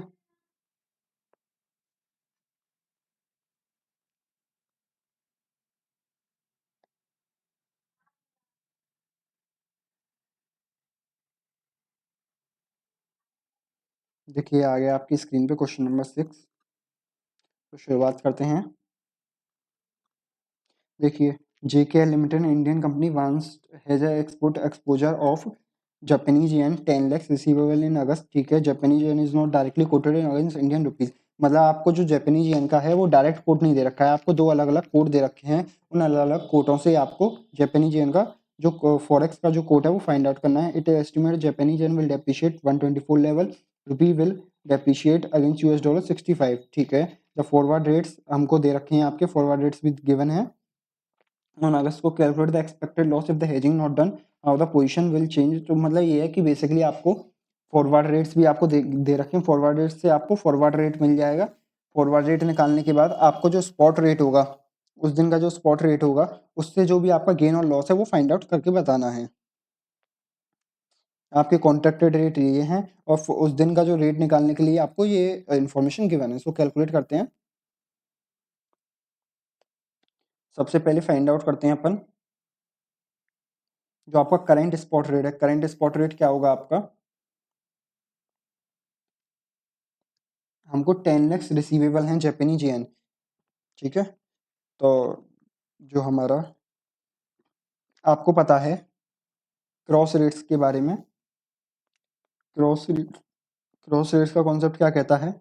अगर आपका रुपी पर डॉलर इक्वल्स टू 62.622 है और आपका जापानीज येन पर डॉलर आपका 102.34 है, देन आपका रुपी पर जापानीज येन कितना होगा? रुपी पर जापानीज येन आपका कितना होगा? तो क्रॉस रेट का कॉन्सेप्ट सीधे सीधे हमसे कहता है कि जब आपको ऐसा कुछ दे रखा हो, देन आपको जो निकालना है, जो आपको रुपी पर जापानीज येन कितना होगा, आपको सिंपली क्या करना है, इसको डिवाइड कर देना है 62.622 102.34। देन आपका रुपी पर जापानीज येन आपको मिल जाएगा। सॉल्व करते हैं। 62.22 डिवाइडेड बाय 102.34 आपका 0.6 0.080 आपका रुपी पर जापानीज येन आ गया। और वैसे भी अगर हम इसको देखें, अगर वैसे भी हम कोड फाइंड आउट करने की कोशिश करें तो कैसे करेंगे? हमारे पास लेट्स से 1 जापानीज येन का हमको वैल्यू निकालनी है, 1 जापानीज येन। तो हमारे पास क्या है, 1 जापानीज येन है। जापानीज येन को बेचेंगे, डॉलर खरीदेंगे, और आपको कोड दे रखा है, आपके पास करेंसी है जापानीज येन, कोड दे रखा है आपको डॉलर का, डिवाइड करेंगे 102.34। ये आपका जापानीज येन से आपका कन्वर्ट हो गया डॉलर में। अब आपको कोड भी डॉलर का दे रखा है, तो सिंपली मल्टीप्लाई भी कर देंगे, सिंपली आप कर देंगे मल्टीप्लाई। तो हमने क्रॉस रेट्स की मदद से भी रेट फाइंड आउट कर लिया, और अपना जो बेसिक कॉन्सेप्ट है उसकी मदद से भी हम रेट फाइंड आउट कर सकते हैं। तो 1 जापानीज येन आपका कितना आ गया, इसके इक्वल होगा 1 जापानीज येन कितने, इंडियन रुपीस के। सो आगे देखते हैं हम अपना। अब हम निकालते हैं फॉरवर्ड रेट। ये तो हमने उस दिन का स्पॉट रेट निकाल लिया। अब फॉरवर्ड रेट जिस पे हमने कॉन्ट्रैक्ट किया होगा वो भी सिंपली क्या होगा, रेट्स आपको गिवन है, तो 66.5 divided by 110.35, basically cross rate का कॉन्सेप्ट निकाल लीजिए। 66.5 डिवाइडेड बाय 110.35, देन आपका जो रेट निकल के आता है वो निकल के आता है आपका 0.6026, 0.6026 आपका रेट निकल के आ गया फॉरवर्ड रेट। और आपका जो उस दिन का स्पॉट रेट होगा, स्पॉट रेट क्या होगा उस दिन का, it is estimated that Japanese yen will depreciate 124 level and Indian rupees against ये। तो आपको गिवन है जो आपका वो होगा उस दिन का जो स्पॉट रेट होगा। अगर आपने फॉरवर्ड कॉन्ट्रैक्ट एंटर नहीं किया होता, if no forward contract enter होता अगर हमारा, देन उस दिन का जो स्पॉट रेट होता, spot rate on date day क्या होता, वो होता हमारा, दे रखा है क्वेश्चन में 65 डिवाइडेड बाय 124। 124 आप कैलकुलेट कर सकते हैं, 65 डिवाइडेड बाय 124.5242, 0.5242 होता है, 0.5242, ठीक है, इतना आपका इंडियन रुपीज होता है। सो अब सिंपली सारे रेट्स हम फाइंड आउट कर चुके हैं। अब हमको एक्सपेक्टेड लॉस निकालना है अगर हेजिंग करते, और हेजिंग नहीं करते, और हेजिंग करते तो हमको क्या प्रॉफिट होता है, ये चीज़ हमसे वो पूछ रहा है।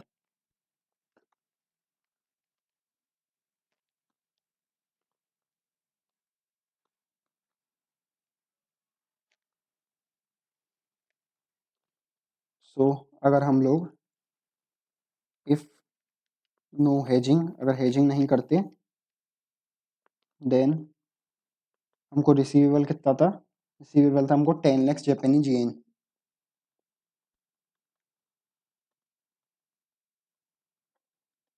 Spot receivable on day one, मतलब डे वन पे जिस दिन हमने उसको माल सप्लाई किया था उस दिन हमको कितना रिसीवेबल होता, 0.6080, जो डे वन का हमारा रेट था, हमने इतने पे ही तो उसको माल बेचा था, इस रेट पे, इस रेट को ध्यान में रखते हुए, इंटू 10 लैक्स आपकी येन हो गए। देन आपका वो 10 लैक्स येन, जब आप इसको 10 लैक्स है या 1 सी आ रहा है, एक सेकेंड, 1 सी आ रहा है आपका, 10 लैक्स नहीं, 1 सी आ रहा है। जब आप इसको करेंगे तो 60,80,000 रुपीज आपको रिसीवेबल होते हैं ऑन डे वन पे, बट नो हेजिंग आपने नहीं करी, तो स्पॉट ऑन स्पॉट आपका इस पे 31 अगस्त 2014 को आपका स्पॉट क्या होता है, स्पॉट ऑन 31/08/2014 क्वेश्चन में गिवन थी इन्फॉर्मेशन, हमने निकाला था spot rate, no forward rate करते तो 52.42 होता, 0.5242 आपका रेट होता इंटू 1 CR। देन आपका जो आता 52,42,000 इंडियन रुपीज आपको रिसीवेबल होते। लॉस क्या हुआ आपको, loss without hedging, loss without hedging आपका हुआ 8,38,000 इंडियन रुपीज का आपको लॉस हुआ। अगर आप हेजिंग करते, इफ हेजिंग डन, देन आपका स्पॉट रिसीवेबल डे वन पे कितना था, स्पॉट रिसीवेबल डे वन पे था आपका सेम ही रहेगा 60,80,000। अगर आप हेजिंग करते देन आपका जो रिसीवेबल होता ऑन 31/08/2014 वो रिसीवेबल होता है 1 CR इंटू उस दिन का फॉरवर्ड रेट, जिस रेट पे आपने कॉन्ट्रैक्ट किया है 0.6026। देन आपको रिसीवेबल होता है आपका 60,26,000। देन आपका गेन क्या है इसमें, जो आपका वो आएगा लॉस इफ हेजिंग डन, कितना आएगा, वो आएगा 54,000 का इंडियन रुपीज़ का। तो हम क्या कहेंगे, हम कहेंगे कि देखिए अगर आप हेजिंग नहीं करते तो आपका लॉस होता है 8,38,000 का, अगर आप हेजिंग कर रहे हैं तो आपका लॉस हो रहा है 54,000 का। देयरफॉर इसलिए हम कहेंगे बेनिफिट ड्यू टू हेजिंग कितना होगा, हेजिंग की वजह से हमारा कितना लॉस कम हुआ है 8,38,000 माइनस 54,000, इतना हमारा लॉस कम हुआ है ड्यू टू हेजिंग। 8,38,000 माइनस 54,000, 7,84,000 का हमारा हमको गेन हुआ है ड्यू टू हेजिंग। हेजिंग करने की वजह से हमको इतने रुपीज़ का गेन हो रहा है, इसलिए हम कहेंगे कि भैया हेजिंग इज़ बेनिफिशियल, आप हेजिंग को कीजिए, फॉरवर्ड रेट में कॉन्ट्रैक्ट एंटर कीजिए। फिर अब वो कह रहा है आपसे if the spot rates on ये is the decision to forward cover is justified. और वो कह रहा है 31 को आपका जो स्पॉट रेट अगर ये होते तो क्या, जब भी आपका डिसीजन जस्टिफाइड होता, सॉल्व करते हैं।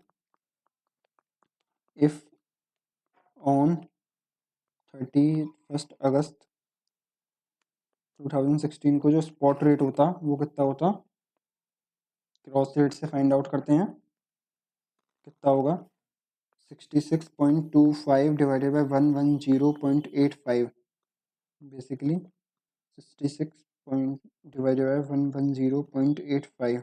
देन आपका जो रेट होता 0.5977, 0.5977 आपका उस दिन का रेट होता,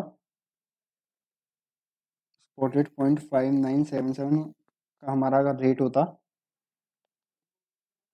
देन अब फिर उसमें कैलकुलेट करते हैं स्पॉट रिसीवेबल कितना होता 31/8/2016, अगर उस दिन का जो रेट होता 1 CR इंटू 0.5977 यानी कि 59,77,000 आपका रिसीवेबल होता उस दिन। और जो हमने डे वन पे स्पॉट था, डे वन पे जो रिसीवेबल था हमारा वो कितना था, हमने ऊपर कैलकुलेट किया था, डे वन पे हमारा रिसीवेबल था, देखिए 60,80,000 हमारा डे वन पे रिसीवेबल था। तो हमारा लॉ कितने का लॉस होता विदाउट हेजिंग, विदाउट हेजिंग हमारा लॉस होता 60,80,000 माइनस 59,77,000, 1,03,000 का हमारा अब भी लॉस होता। तो इसका मतलब क्या है कि अगर आप विदाउट हेजिंग करते तो आपका लॉस होता 1,03,000 का, और आप हेजिंग कर रहे हैं तो 54,000 का। इसलिए हम कहेंगे कि अब भी हमारा हेजिंग से फ़ायदा ज़्यादा है, क्योंकि हेजिंग से हमारा नुकसान केवल 54,000 का हो रहा है, और जबकि हमारा स्पॉट रेट पे अगर हम हेजिंग नहीं करते तो नुकसान होता है 1,03,000 का। इसलिए कहेंगे still hedging is beneficial. Hedging क्यों बेनिफिशियल है, क्योंकि जो आपका हेजिंग है उससे नुकसान केवल 54,000 का हो रहा है, अगर आप हेजिंग नहीं करते तो आपका नुकसान 1,03,000 का होता। इस क्वेश्चन में बिल्कुल भी दम नहीं था, इसमें केवल आपसे क्रॉस रेट का एक कॉन्सेप्ट था, वो आपसे टेस्ट किया गया था, क्रॉस रेट आपने निकाल लिए, क्रॉस रेट निकालने के बाद सिंपल क्वेश्चन था आपका, फिर आपको फॉरवर्ड रेट निकालना था, फॉरवर्ड रेट निकालने के बाद आपको निकालना spot rate on date day, दोनों का आपको डिफरेंस लेना था कि अब डे वन पे हमको जो रिसीवेबल है और जो हमको रिसीवेबल है 31/8 को, तो लॉस हमारा आ रहा है ड्यू टू हेजिंग इतना, विदाउट हेजिंग इतना, और ड्यू टू हेजिंग इतना आ रहा है, तो इसलिए हम कहेंगे हेजिंग हमारा बेनिफिशियल है, इससे हमारा प्रॉफिट हो रहा है।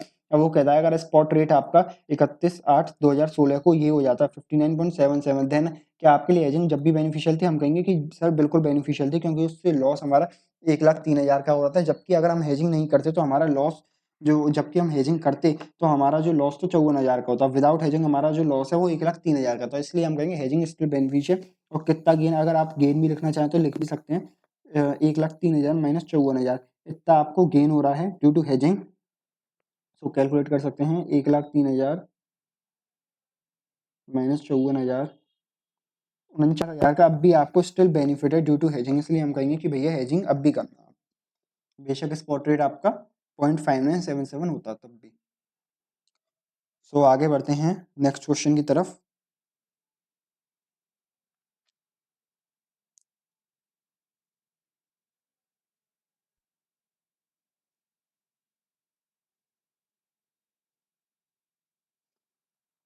देखिए नेक्स्ट क्वेश्चन क्या है अपना।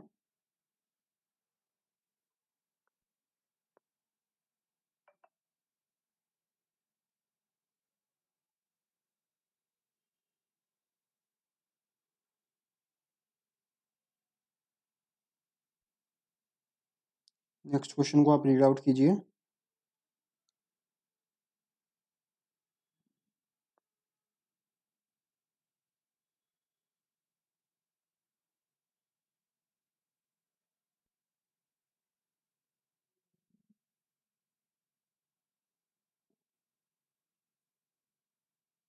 नेक्स्ट क्वेश्चन आपसे कह रहा है suppose you sold Hong Kong dollar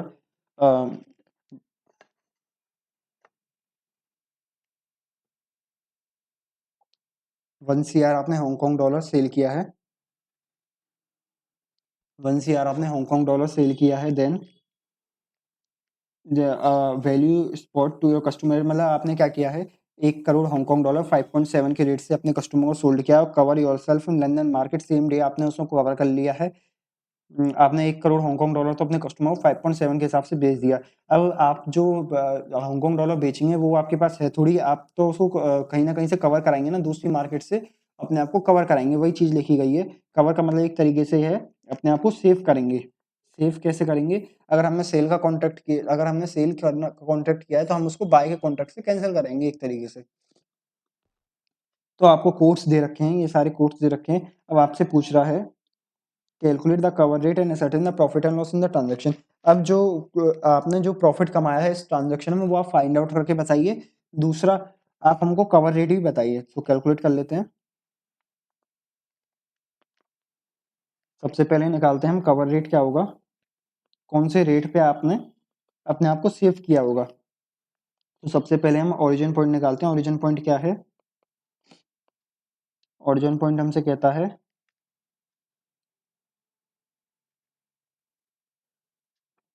आपको क्या करना है, आपको हांगकांग डॉलर परचेज करना है, यानी कि सेल क्या करेंगे आप, Indian rupees, Indian rupees sell करके आपको हांगकांग डॉलर परचेज करना है। तो आपको कोड्स दे रखे हैं Hong Kong dollar oblique US dollar equals to 7.5880, 7.5920, और रुपी पर डॉलर का आपको रेट दे रखा है 42.70, 42.85। तो अब हमको करना क्या है, सबसे पहले हम कोड्स फाइंड आउट करते हैं कि हमारे लिए कौन से रेलिवेंट है। हमको क्या करना है, रुपया बेचना है, इंडियन रुपीज सेल करना है, यानी कि डॉलर खरीदना है। बेस करेंसी बाय करनी है तो महंगे वाले रेट पे हम खरीदेंगे। अब हमारे पास डॉलर आ गया, अब हम क्या करेंगे, डॉलर को बेचेंगे, डॉलर को सेल करेंगे। सेल कौन से रेट पे करते हैं हम, बेस करेंसी को हल्का रेट पर, बेसिकली कम वाले रेट पे हम सेल करते हैं। तो हमको हमारे कोर्स फाइंड आउट हो गए। तो कवर रेट निकाल सकते हैं, बिल्कुल निकाल सकते हैं। कवर रेट इक्वल्स टू क्या होगा आपका, कवर रेट होगा आपका 1 हांगकांग डॉलर इक्वल्स टू 1। अब क्योंकि हमारा हांगकांग डॉलर से हम शुरुआत कर रहे हैं और आपको कोड किसका दे रखा है, कोड दे रखा है डॉलर का, तो सिंपली क्या करेंगे, डिवाइड करेंगे। अब ये आपका हांगकांग डॉलर कन्वर्ट हो गया है यूएस डॉलर में, आपको कोड भी दे रखा है यूएस डॉलर का, तो मल्टीप्लाई कर देंगे 42.85 से, तो आपको कवर रेट मिल जाएगा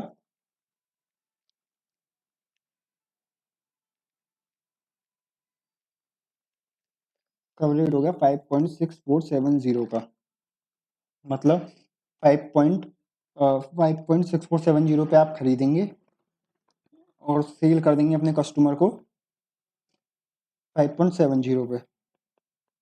तो क्या अब हम इसमें वो नहीं निकाल सकते आपका प्रॉफिट और लॉस, बिल्कुल निकाल सकते हैं। प्रॉफिट क्या होगा हमारा इसमें, प्रॉफिट होगा आपका 5.7 माइनस 5.64 पे आपने खरीदा था, इंटू 1 CR कैलकुलेट कर लेते हैं।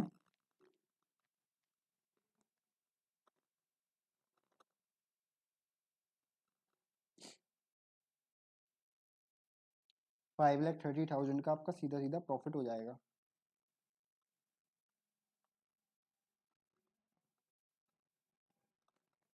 5,30,000 का आपका सीधा सीधा प्रॉफिट हो जाएगा। आपका सीधा सीधा इसमें प्रॉफिट हो जाएगा। सो अब आगे बढ़ते हैं अपने नेक्स्ट क्वेश्चन की तरफ।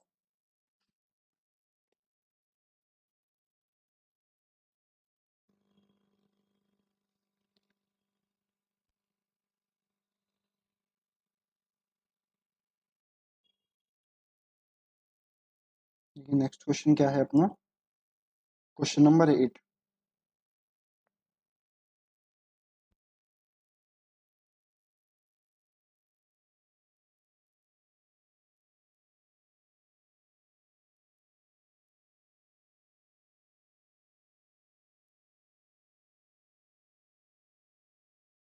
ये क्वेश्चन नंबर 8 आ गया अपना। 8 क्या कह रहे हैं हमसे? You are a foreign exchange dealer of your bank are informed that your bank has sold a TT on campaign for Danish kroner 10 lakhs at a rate of Danish kroner इतना. You are required to cover the transaction in the London and New York market. The rates are as under. Same question है, उसमें क्या है? आपको आपने जो sell करे हैं Danish corner 10 lakhs Danish corner sell करें एट द रेट इतने पे, अब आपको कवर करना है, या तो आप लंदन मार्केट में अपने आप को कवर कीजिए या न्यूयॉर्क मार्केट में कवर कीजिए। तो इधर ही कर लेते हैं इस क्वेश्चन को। तो सबसे पहले अगर आप जो है अपना लंदन मार्केट में, अगर हम मानते हैं लंदन मार्केट में अगर अपने आप को कवर करते हैं, देन सबसे पहले लिखते हैं अपना ओरिजिन पॉइंट क्या है। ओरिजिन पॉइंट बेसिकली एक हम अपने रेफरेंस के लिए लिखते हैं कि आप जो है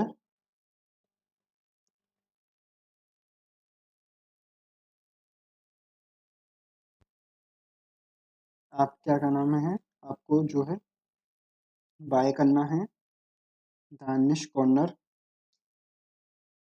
दानिश कॉर्नर आप बाय करेंगे, कॉर्नर सेल क्या करेंगे आप? Indian rupees. इंडियन रुपीस बेच के आप दानिश कॉर्नर परचेज करेंगे। सबसे पहले अगर हम लंदन मार्केट की बात करें, देन जो लंदन मार्केट में हमारे रेट्स दे रखे हैं वो क्या हैं, उनको ले लेते हैं, इधर से रेट्स को निकाल लेते हैं लंदन मार्केट वाले।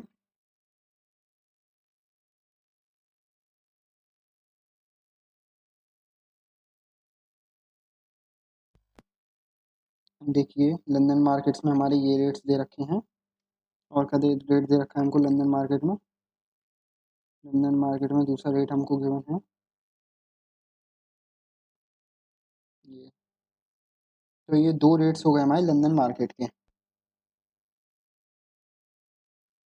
अगर हम अब इसमें आप कोट्स की फॉर्म में मैं इसको मेंशन कर देता हूँ। मुंबई और लंदन, मुंबई लंदन का मतलब क्या है आपका? आपका मतलब है इसका रुपी पर पाउंड। और लंदन ऑन कैंपेन हर का मतलब क्या है आपका? DKK यानी कि दानिश कॉर्नर पर पाउंड। ये इन कोर्स का मतलब है, ठीक है। अब वो हमसे कह रहा है कि आपको क्या करना है, इंडियन रुपीज सेल करना है। रुपी सेल करना है मतलब पाउंड आपको खरीदना है। पाउंड आप क्या करेंगे? बाय करेंगे। और हमने देखा था बाय कौन से रेट पे करते हैं, बाय महंगे वाले रेट पे हम करते हैं। वंस हमने पाउंड बाय कर लिया, पाउंड बेच के हमको DKK खरीदना है, तो पाउंड क्या करेंगे? सेल करेंगे, बेस करेंसी को सेल करेंगे। और कौन से रेट पे करेंगे? हलकट रेट पे, कम वाले रेट पे बेस करेंसी को सेल कर देंगे। तो हमारे कोर्स हमको फाइंड आउट हो गए। तो सिंपल क्या करना है हमको, निकालना है प्रॉफिट और लॉस इन द ट्रांजेक्शन। देखते हैं, हमने सेल करा है अपने कस्टमर को, सेल टू कस्टमर कितना किया है हमने? 10 lakhs Danish corner eight the rate कितने पे सेल करें हमने? 6.5150 पे। 6.5150 ये आता है आपका 60 लाख, वो 65 lakhs, 65 lakhs 15,000 इतने इंडियन रुपीज आपको रिसीव होंगे अपने कस्टमर से। और आपको बाय बाय कितने पे करेंगे आप? बाय फ्रॉम, अगर हम कहें लंदन मार्केट से आप कितने में बाय करेंगे? आप बाय करेंगे 10 डैनिश कॉर्नर अब ये हमारा जो है करेंसी आपकी DKK है और आपको कोट्स दे रखा है पाउंड का, तो डिवाइड करेंगे 11.42 से, ये हमारी कन्वर्ट हो गई पाउंड में और कोड भी पाउंड का दे रखा है, तो मल्टीप्लाई कर देंगे 74.32 से।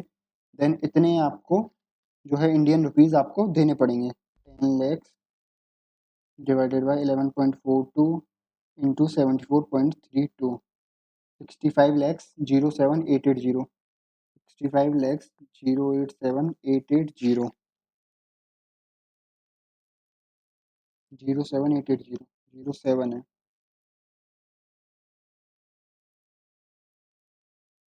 07880 इतने आपको इंडियन रुपीज देने पड़ेंगे टू बाय। तो हमारा प्रॉफिट क्या हुआ? प्रॉफिट जो हमारा हुआ वो कितना हुआ,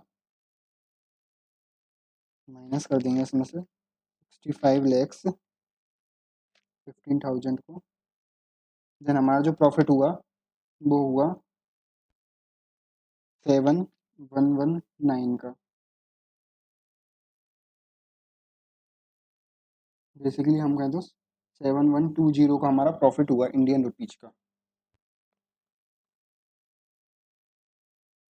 इतने का हमारा प्रॉफिट हुआ इंडियन रुपीज का। अब बात करते हैं हमारा, ये तो हमने लंदन मार्केट में कवर कराया। अगर हम कहें हम न्यूयॉर्क मार्केट में कवर कराएं अपने आप को, देन हमारा कितने का प्रॉफिट होगा?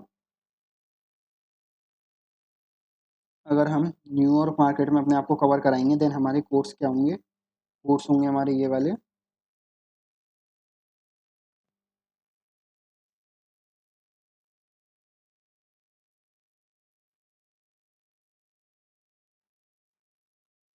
अगर आप अपने आप को न्यूयॉर्क मार्केट में कवर कराएंगे तो आपके कोर्स ये होंगे। तो सॉल्व करते हैं। अगर हम अपने आप को न्यूयॉर्क मार्केट में कवर कराएंगे तो हम जो है अपने कस्टमर को सेल कितने पे करेंगे? सेल करेंगे टू कस्टमर 65,15,000 का, क्योंकि कस्टमर से तो कॉन्ट्रैक्ट कर ही चुके हैं हम। 65,15,000 पे तो कस्टमर को बेचेंगे ही बेचेंगे। दूसरा न्यूयॉर्क मार्केट में कितने पे खरीदेंगे? बाय फ्रॉम न्यूयॉर्क मार्केट कितने पे खरीदेंगे? 10 लैक्स डेनिश कॉर्नर। हमको क्या करना है, ये पहले कोर्स की फॉर्म में लिख लेते हैं। मुंबई और न्यूयॉर्क का मतलब है रुपी पर डॉलर, और इसका मतलब है आपका DKK पर डॉलर। अब हमको क्या करना है, सबसे पहले इंडियन रुपीज सेल करना है, डॉलर बाय करेंगे। डॉलर बाय करेंगे, डॉलर कौन से रेट पे खरीदेंगे? डॉलर खरीदेंगे हम महंगे वाले रेट पे, फिर डॉलर को बेचेंगे, डॉलर को सेल करेंगे और DKK खरीदेंगे। डॉलर सेल करेंगे आप कौन से वाले रेट पे? हल्का रेट पे, बेसिकली कम वाले रेट पे। तो कर लेते हैं। ये हमारा DKK है और आपको वो दे रखा है कोट डॉलर का, तो डिवाइड करेंगे पॉइंट,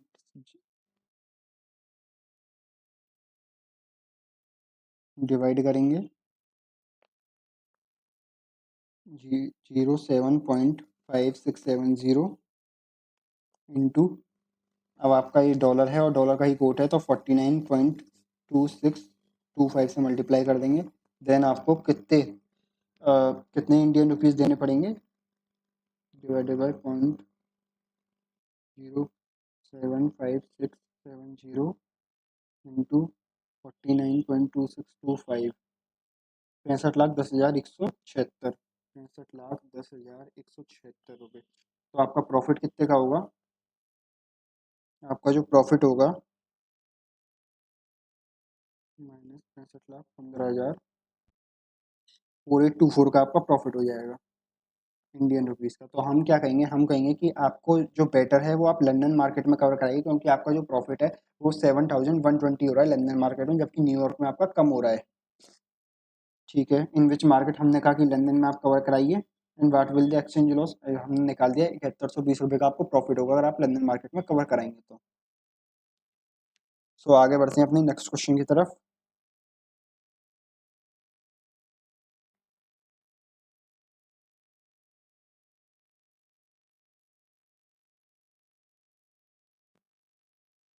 नेक्स्ट क्वेश्चन क्या है अपना?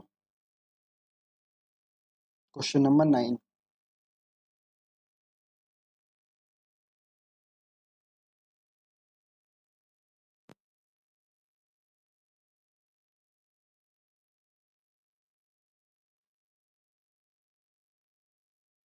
ये क्वेश्चन नंबर 9 आ गया अपना।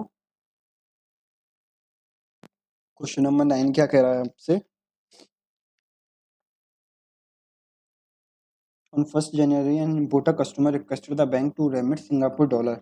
कोई एक इम्पोर्टर कस्टमर है जो हमारे पास आया है, वो हमसे सिंगापुर डॉलर की डिमांड कर रहा है, कितने 25 लाख सिंगापुर डॉलर की।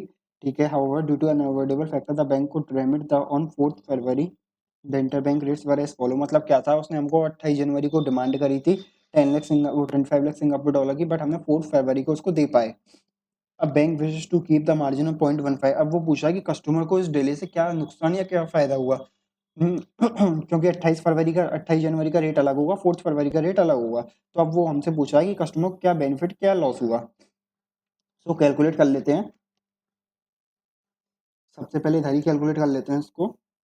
ये रखा है रुपी पर डॉलर, ये आपको दे रखा है आपका डॉलर पर जीबीपी, ये दे रखा है आपका एसजीडी पर जीबीपी, ये आपको कोड्स दे रखे हैं। तो सबसे पहले हम देखेंगे ओरिजिन पॉइंट क्या है हमारा। हमको क्या करना है, सिंगापुर डॉलर खरीदना है। सिंगापुर डॉलर खरीदना है, वांट्स टू बाय एसजीडी बाय करना है।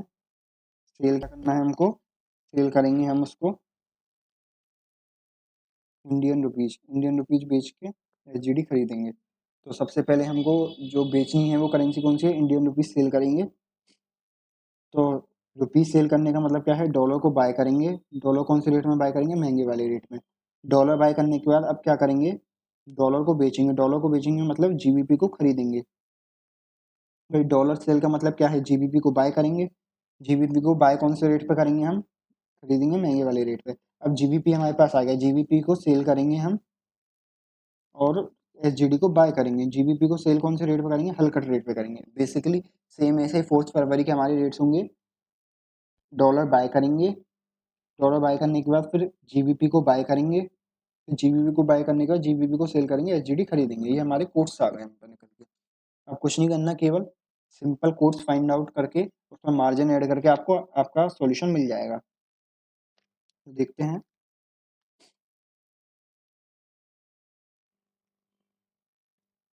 तो हम देखते हैं, अगर हम 20 जनवरी को खड़े होते 2013 को, देन आपका वन वन सिंगापुर डॉलर है वो कितने के इक्वल होता है, 1 एसजीडी इक्वल्स टू में जो बैंक क्या रेट कोट करती, बैंक रेट कोट करती है आपका 1 डिवाइडेड बाय, क्योंकि कोड आपका जीबीपी का है, डिवाइड करेंगे 3.1575 से।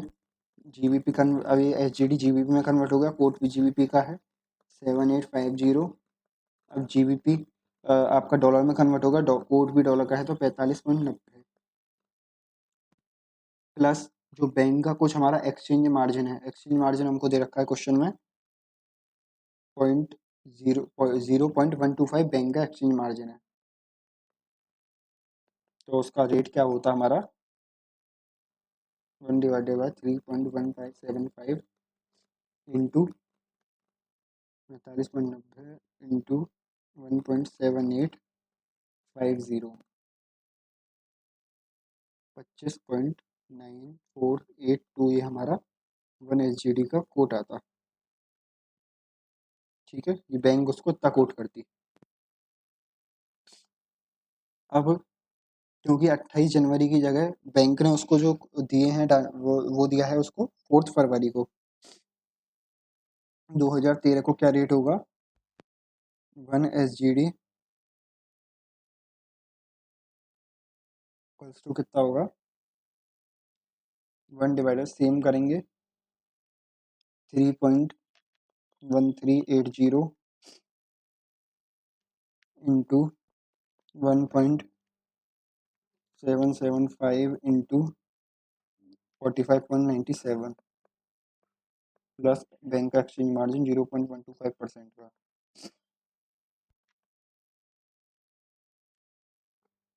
अच्छा, इसमें एक्सचेंज मार्जिन भी तो जोड़ना है आपको अभी। 0.125% का जब बैंक क्या कोट करेगी, 25.9482 प्लस 0.125%। 25.9806 बैंक उसको कोट करेगी, और सेकंड वाले केस में कितना करेगी, 1/3.1380 इंटू इंटू आप ये करेंगे 45.97 इंटू 1775 1775, देन इसका रेट निकल के आएगा आपका 26.0394 प्लस 0.125% प्लस 0.125%, 26.071, इसको हम ऐसे लिख सकते हैं 720, इतना उसको अगर वो 4 फरवरी को लेता था तो इतना उसको रेट कोट करती 1 SGD का। तो अगर हम देखें तो कस्टमर को लॉस कितने का हुआ, हमारा लॉस टू कस्टमर अगर हम निकालें,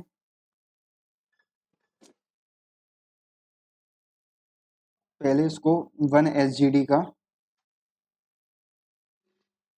1 सिंगापुर डॉलर का बैंक चार्ज कर रही थी 25.9806, और अब चार्ज कर रही है 26.0720। तो आपका लॉस टू कस्टमर कितना आया, 1 SGD। अगर एक सिंगल SGD की टर्म्स में अगर हम लॉस निकालें तो कस्टमर को लॉस कितना आएगा हमारा, कस्टमर को लॉस आएगा हमारा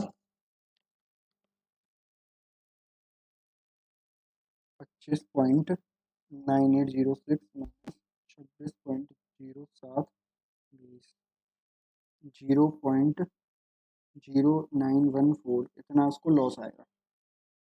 और उसको चाहिए कितने डॉलर, 10 लाख SGD उसको चाहिए। देन उसका जो कस्टमर का लॉस आएगा इनटू कर देंगे हम 10 लाख SGD, जो कस्टमर का लॉस निकल के आएगा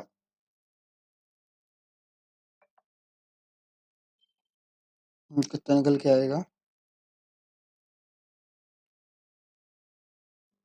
कस्टमर को कितने SGD चाहिए, 25 चाहिए, 25 लाख चाहिए, 25 लाख। तो आपका लॉस निकल के आता है उसका 0.0914 इंटू 25 लाख, 2,28,500 का उसका लॉस निकल के आता है, लॉस टू कस्टमर। ठीक है, थोड़ा बहुत आंसर आपका राउंडिंग ऑफ की वजह से डिफरेंशिएट कर सकता है ICI के आंसर से, ICI के सॉल्यूशन से, सो उतना पैनिक होने की ज़रूरत नहीं है। राउंड ऑफ का ही डिफरेंस हो सकता है। जैसे अभी मैं देख पा रहा हूँ कि ICI का जो सॉल्यूशन है उसमें ICI ने 26.0719 ले रखा है, जबकि हमने राउंड ऑफ करके 26.0719 ले लिया है, क्योंकि वो राउंडिंग ऑफ का डिफरेंस है। इतना इतना जो राउंडिंग ऑफ का डिफरेंस है उस पर आपको पैनिक होने की ज़रूरत नहीं है। सो आगे बढ़ते हैं क्वेश्चन नंबर 10 की तरफ। देखिए आज का क्वेश्चन नंबर 10 जो हमारा लास्ट क्वेश्चन है आज के सेशन का, क्वेश्चन नंबर 10 को करते हैं।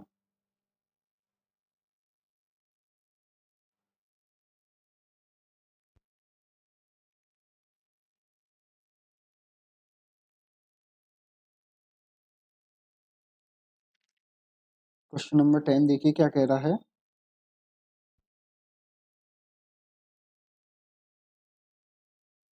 10 हमसे बात कर रहा है कि following are the details of cash inflow outflow of the foreign currency MNP and Indian export fund which have no foreign subsidiaries। मतलब आपके इतने कैश इनफ्लोज हैं और इतने कैश आउटफ्लोज हैं। एक जो MNP कंपनी है, एक एक्सपोर्ट फर्म है, मतलब एक एक्सपोर्ट फर्म है, उसके इतना इनफ्लोज हैं और इतने आउटफ्लोज हैं। अब वो कह रहा है determine the net exposure to the each foreign currency in terms of rupees and are there any exposure position offsetting to the some extent. मतलब नेट एक्सपोजर आपसे पूछा है कि उसको नेट रिस्क कितना होगा in terms of Indian rupees, in terms of rupees में उसको लॉस कितना हो सकता है, फॉरेन एक्सचेंज की वजह से उसको लॉस कितना हो सकता है। सो निकालते हैं। सो अभी टेबल को अपने को यहीं से कॉपी कर लेते हैं।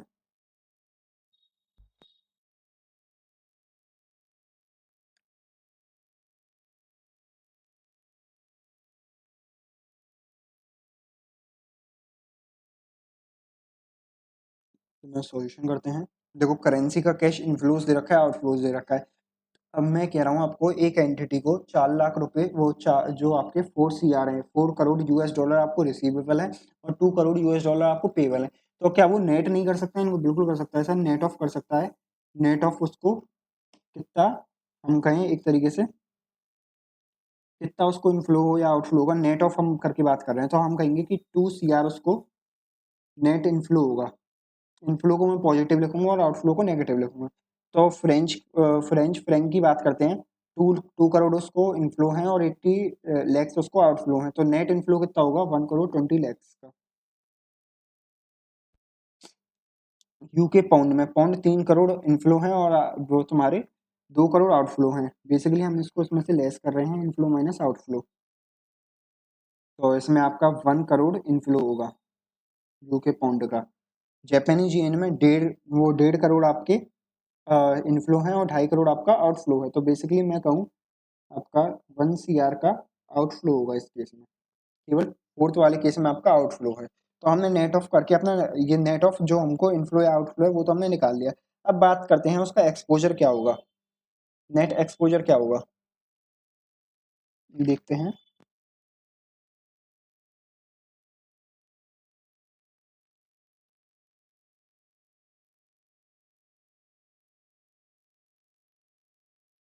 नेट एक्सपोजर जो होगा उसका वो कितना होगा?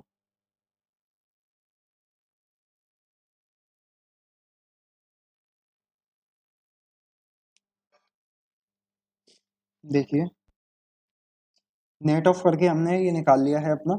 अब बात करते हैं हमारा जो एक्सपोजर कितना होगा। देखो स्पॉट रेट हमको गिवन है 48.01 और फॉरवर्ड रेट हमको गिवन है 48.82। क्या मैं कहूँ आपको जो रिसीवेबल है, अगर रिसीवेबल के केस में अगर आपका जो फॉरवर्ड रेट है वो ज़्यादा होगा तो आपको बेनिफिट मिलेगा? बिल्कुल मिलेगा सर, क्योंकि ये वाली चीज़, ये वाली अमाउंट हमको रिसीवेबल है और जितना ज़्यादा रेट होगा हमको उतनी ज़्यादा इंडियन करेंसी रिसीवेबल होगी और जितना कम रेट होगा हमको उतनी कम रिसीवेबल होगी। तो एक्सपोजर, नेट एक्सपोजर की बात करते हैं। देखिए forward rate minus spot rate जब आप करेंगे तो आपको नेट एक्सपोजर मिल जाएगा। फॉरवर्ड रेट कितना है? 48.82 माइनस 48.01। जब आप इसको क्लिक करेंगे 48.82 माइनस 48.01 तो आपका नेट एक्सपोजर निकल के आता है 0.81 का, मतलब 0.81 आपका इंक्रीज होगा।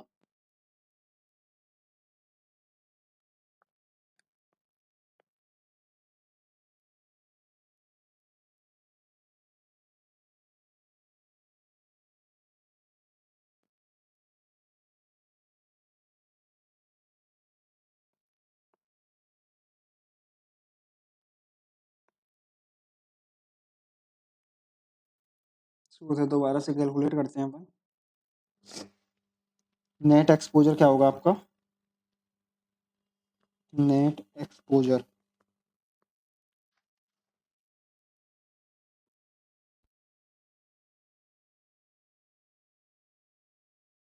Net exposure equals to forward rate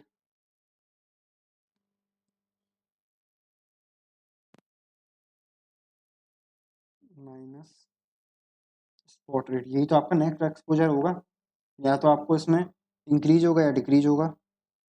देखते हैं यूएस डॉलर में, डॉलर है आपका, आपके पास FFR फ्रैंक है, यूके का आपके पास पाउंड है और जापानीज येन है आपके पास।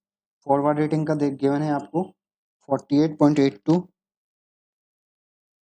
माइनस 48.01, फ्रैंक का है 8.12 माइनस 7.45,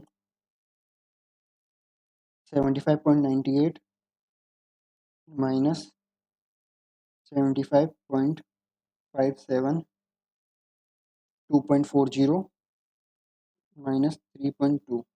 तो आपका जो नेट एक्सपोजर कितना निकल के आता है?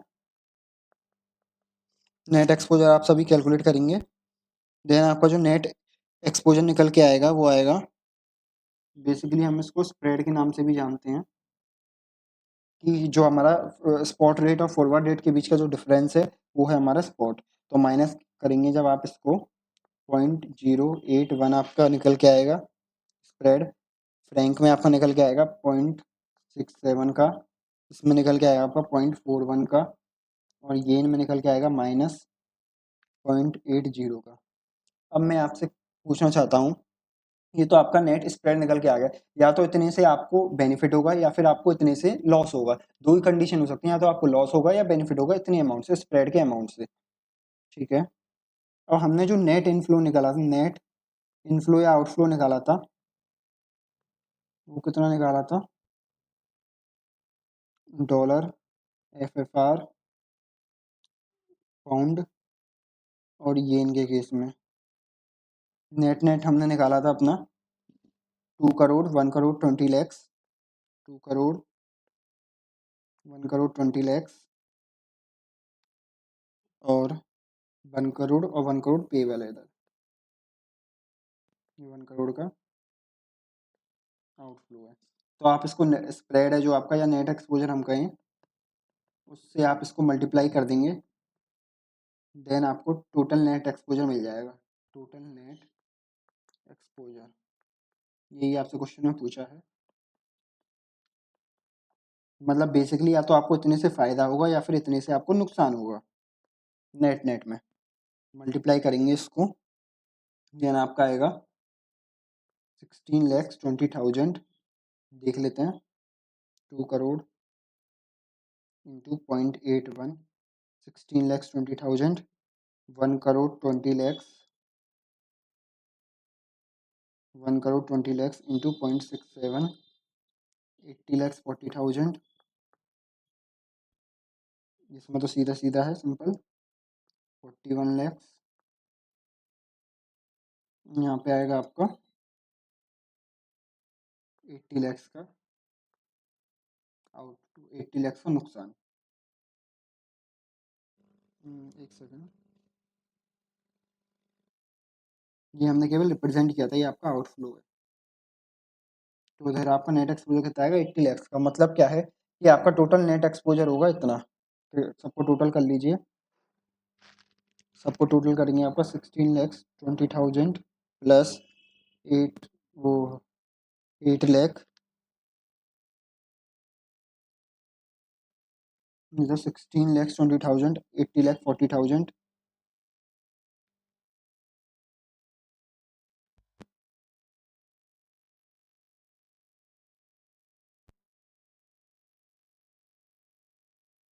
इधर हम पे गलती हो गई, यहाँ पे आएगा आपका 1 करोड़ 62 लैक्स आएगा। ये 1 करोड़ 62 लैक्स का एक्सपोजर है यहाँ पे, 1 crore 62 lakhs plus 80,40,000 plus 41 lakhs plus 80 lakhs.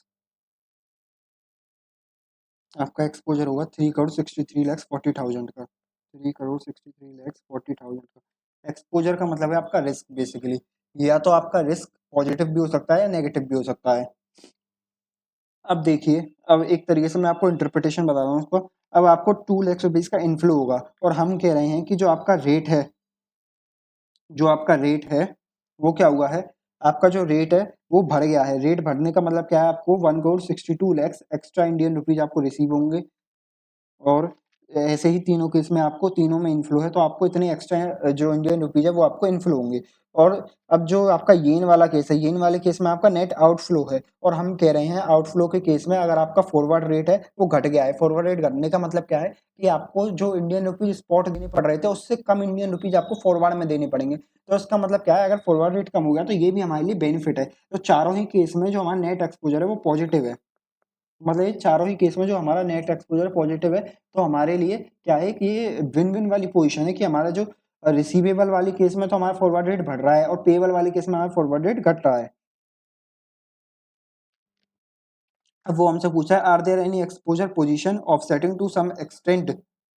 बिल्कुल है सर, ये हमसे पूछा है कि क्या हमारा एक्सपोजर पोजीशन ऐसी है कि हम ऑफसेट कर सकते हैं इसको सम एक्सटेंट, बिल्कुल कर सकते हैं। अभी हमने ऑफसेटिंग ही तो करी थी, ये इनफ्लो माइनस आउटफ्लो करके जो हमने ऑफसेट किया है, इसी के बारे में आपको थ्योरी में लिखना है, इसी के बारे में आपको थ्योरी में मेंशन करना है। सो इस क्वेश्चन में कुछ भी ज़्यादा ऐसा वो नहीं है, केवल आपको जो है आपको कॉन्सेप्ट की नॉलेज होनी चाहिए। एक बार इसको दोबारा रिवाइज करा देते हैं। देखिए क्वेश्चन कह रहा है आपके पास इतना इनफ्लोज है, इतना आपके पास आउटफ्लोज है, और ये आपको स्पॉट रेट रखा है, फॉरवर्ड रेट है। आपसे पूछा है कि नेट एक्सपोजर क्या है। नेट एक्सपोजर निकालने का सीधा सीधा तरीका है कि इनफ्लो माइनस आउटफ्लो जब आप करेंगे तो आपको नेट इनफ्लो या नेट आउटफ्लो मिल जाएगा, और आपको फॉरवर्ड रेट और स्पॉट रेट का जो डिफरेंस है उससे आपको पता चल जाएगा कि net exposure in terms of spot, in terms of आपका जो फॉरेक्स है, इन terms of foreign exchange rate है, वो आपको पता चल जाएगा। जब आप इसको दोनों को, नेट एक्सपोजर और नेट इनफ्लो और आउटफ्लो को मल्टीप्लाई करेंगे, देन आपको टोटल नेट एक्सपोजर मिल जाएगा। जैसे हमारे केस में क्या था, जो हमारा रिसीवेबल था उसमें हमारा फॉरवर्ड रेट बढ़ रहा था, और जो हमारी पेबल वाली कंडीशन थी उसमें जो हमारा फॉरवर्ड रेट घट रहा था। तो इसलिए हमारी जो ये सिचुएशन थी, विन विन वाली सिचुएशन थी। वो सेकंड पॉइंट में वो कहता है, are there any exposure position offsetting to some extent. बिल्कुल है। आप ऑफसेट कैसे कर सकते हो इसको? ऑफसेट करने का मतलब है कि इनफ्लो माइनस आउटफ्लो। अभी हमने पूरे क्वेश्चन में ही ये इनफ्लो माइनस आउटफ्लो किया है, तो फिर हमने पूरे क्वेश्चन में ही ऑफसेट किया है। ये बेसिकली एक थ्योरी वाला पॉइंट है। सो एक बार आप देख लीजिए क्वेश्चन को, फिर मैं बताता हूँ आपको। सो आप एक बार देख लीजिए इसको पूरे को। क्वेश्चन में कुछ भी दम नहीं है।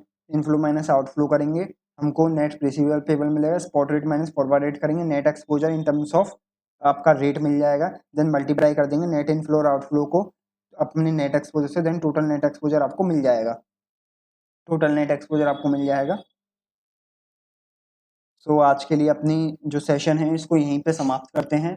सो मिलते हैं कल। आशा करता हूँ आपको सारे क्वेश्चंस अच्छे से समझ में आए होंगे। So thank you and have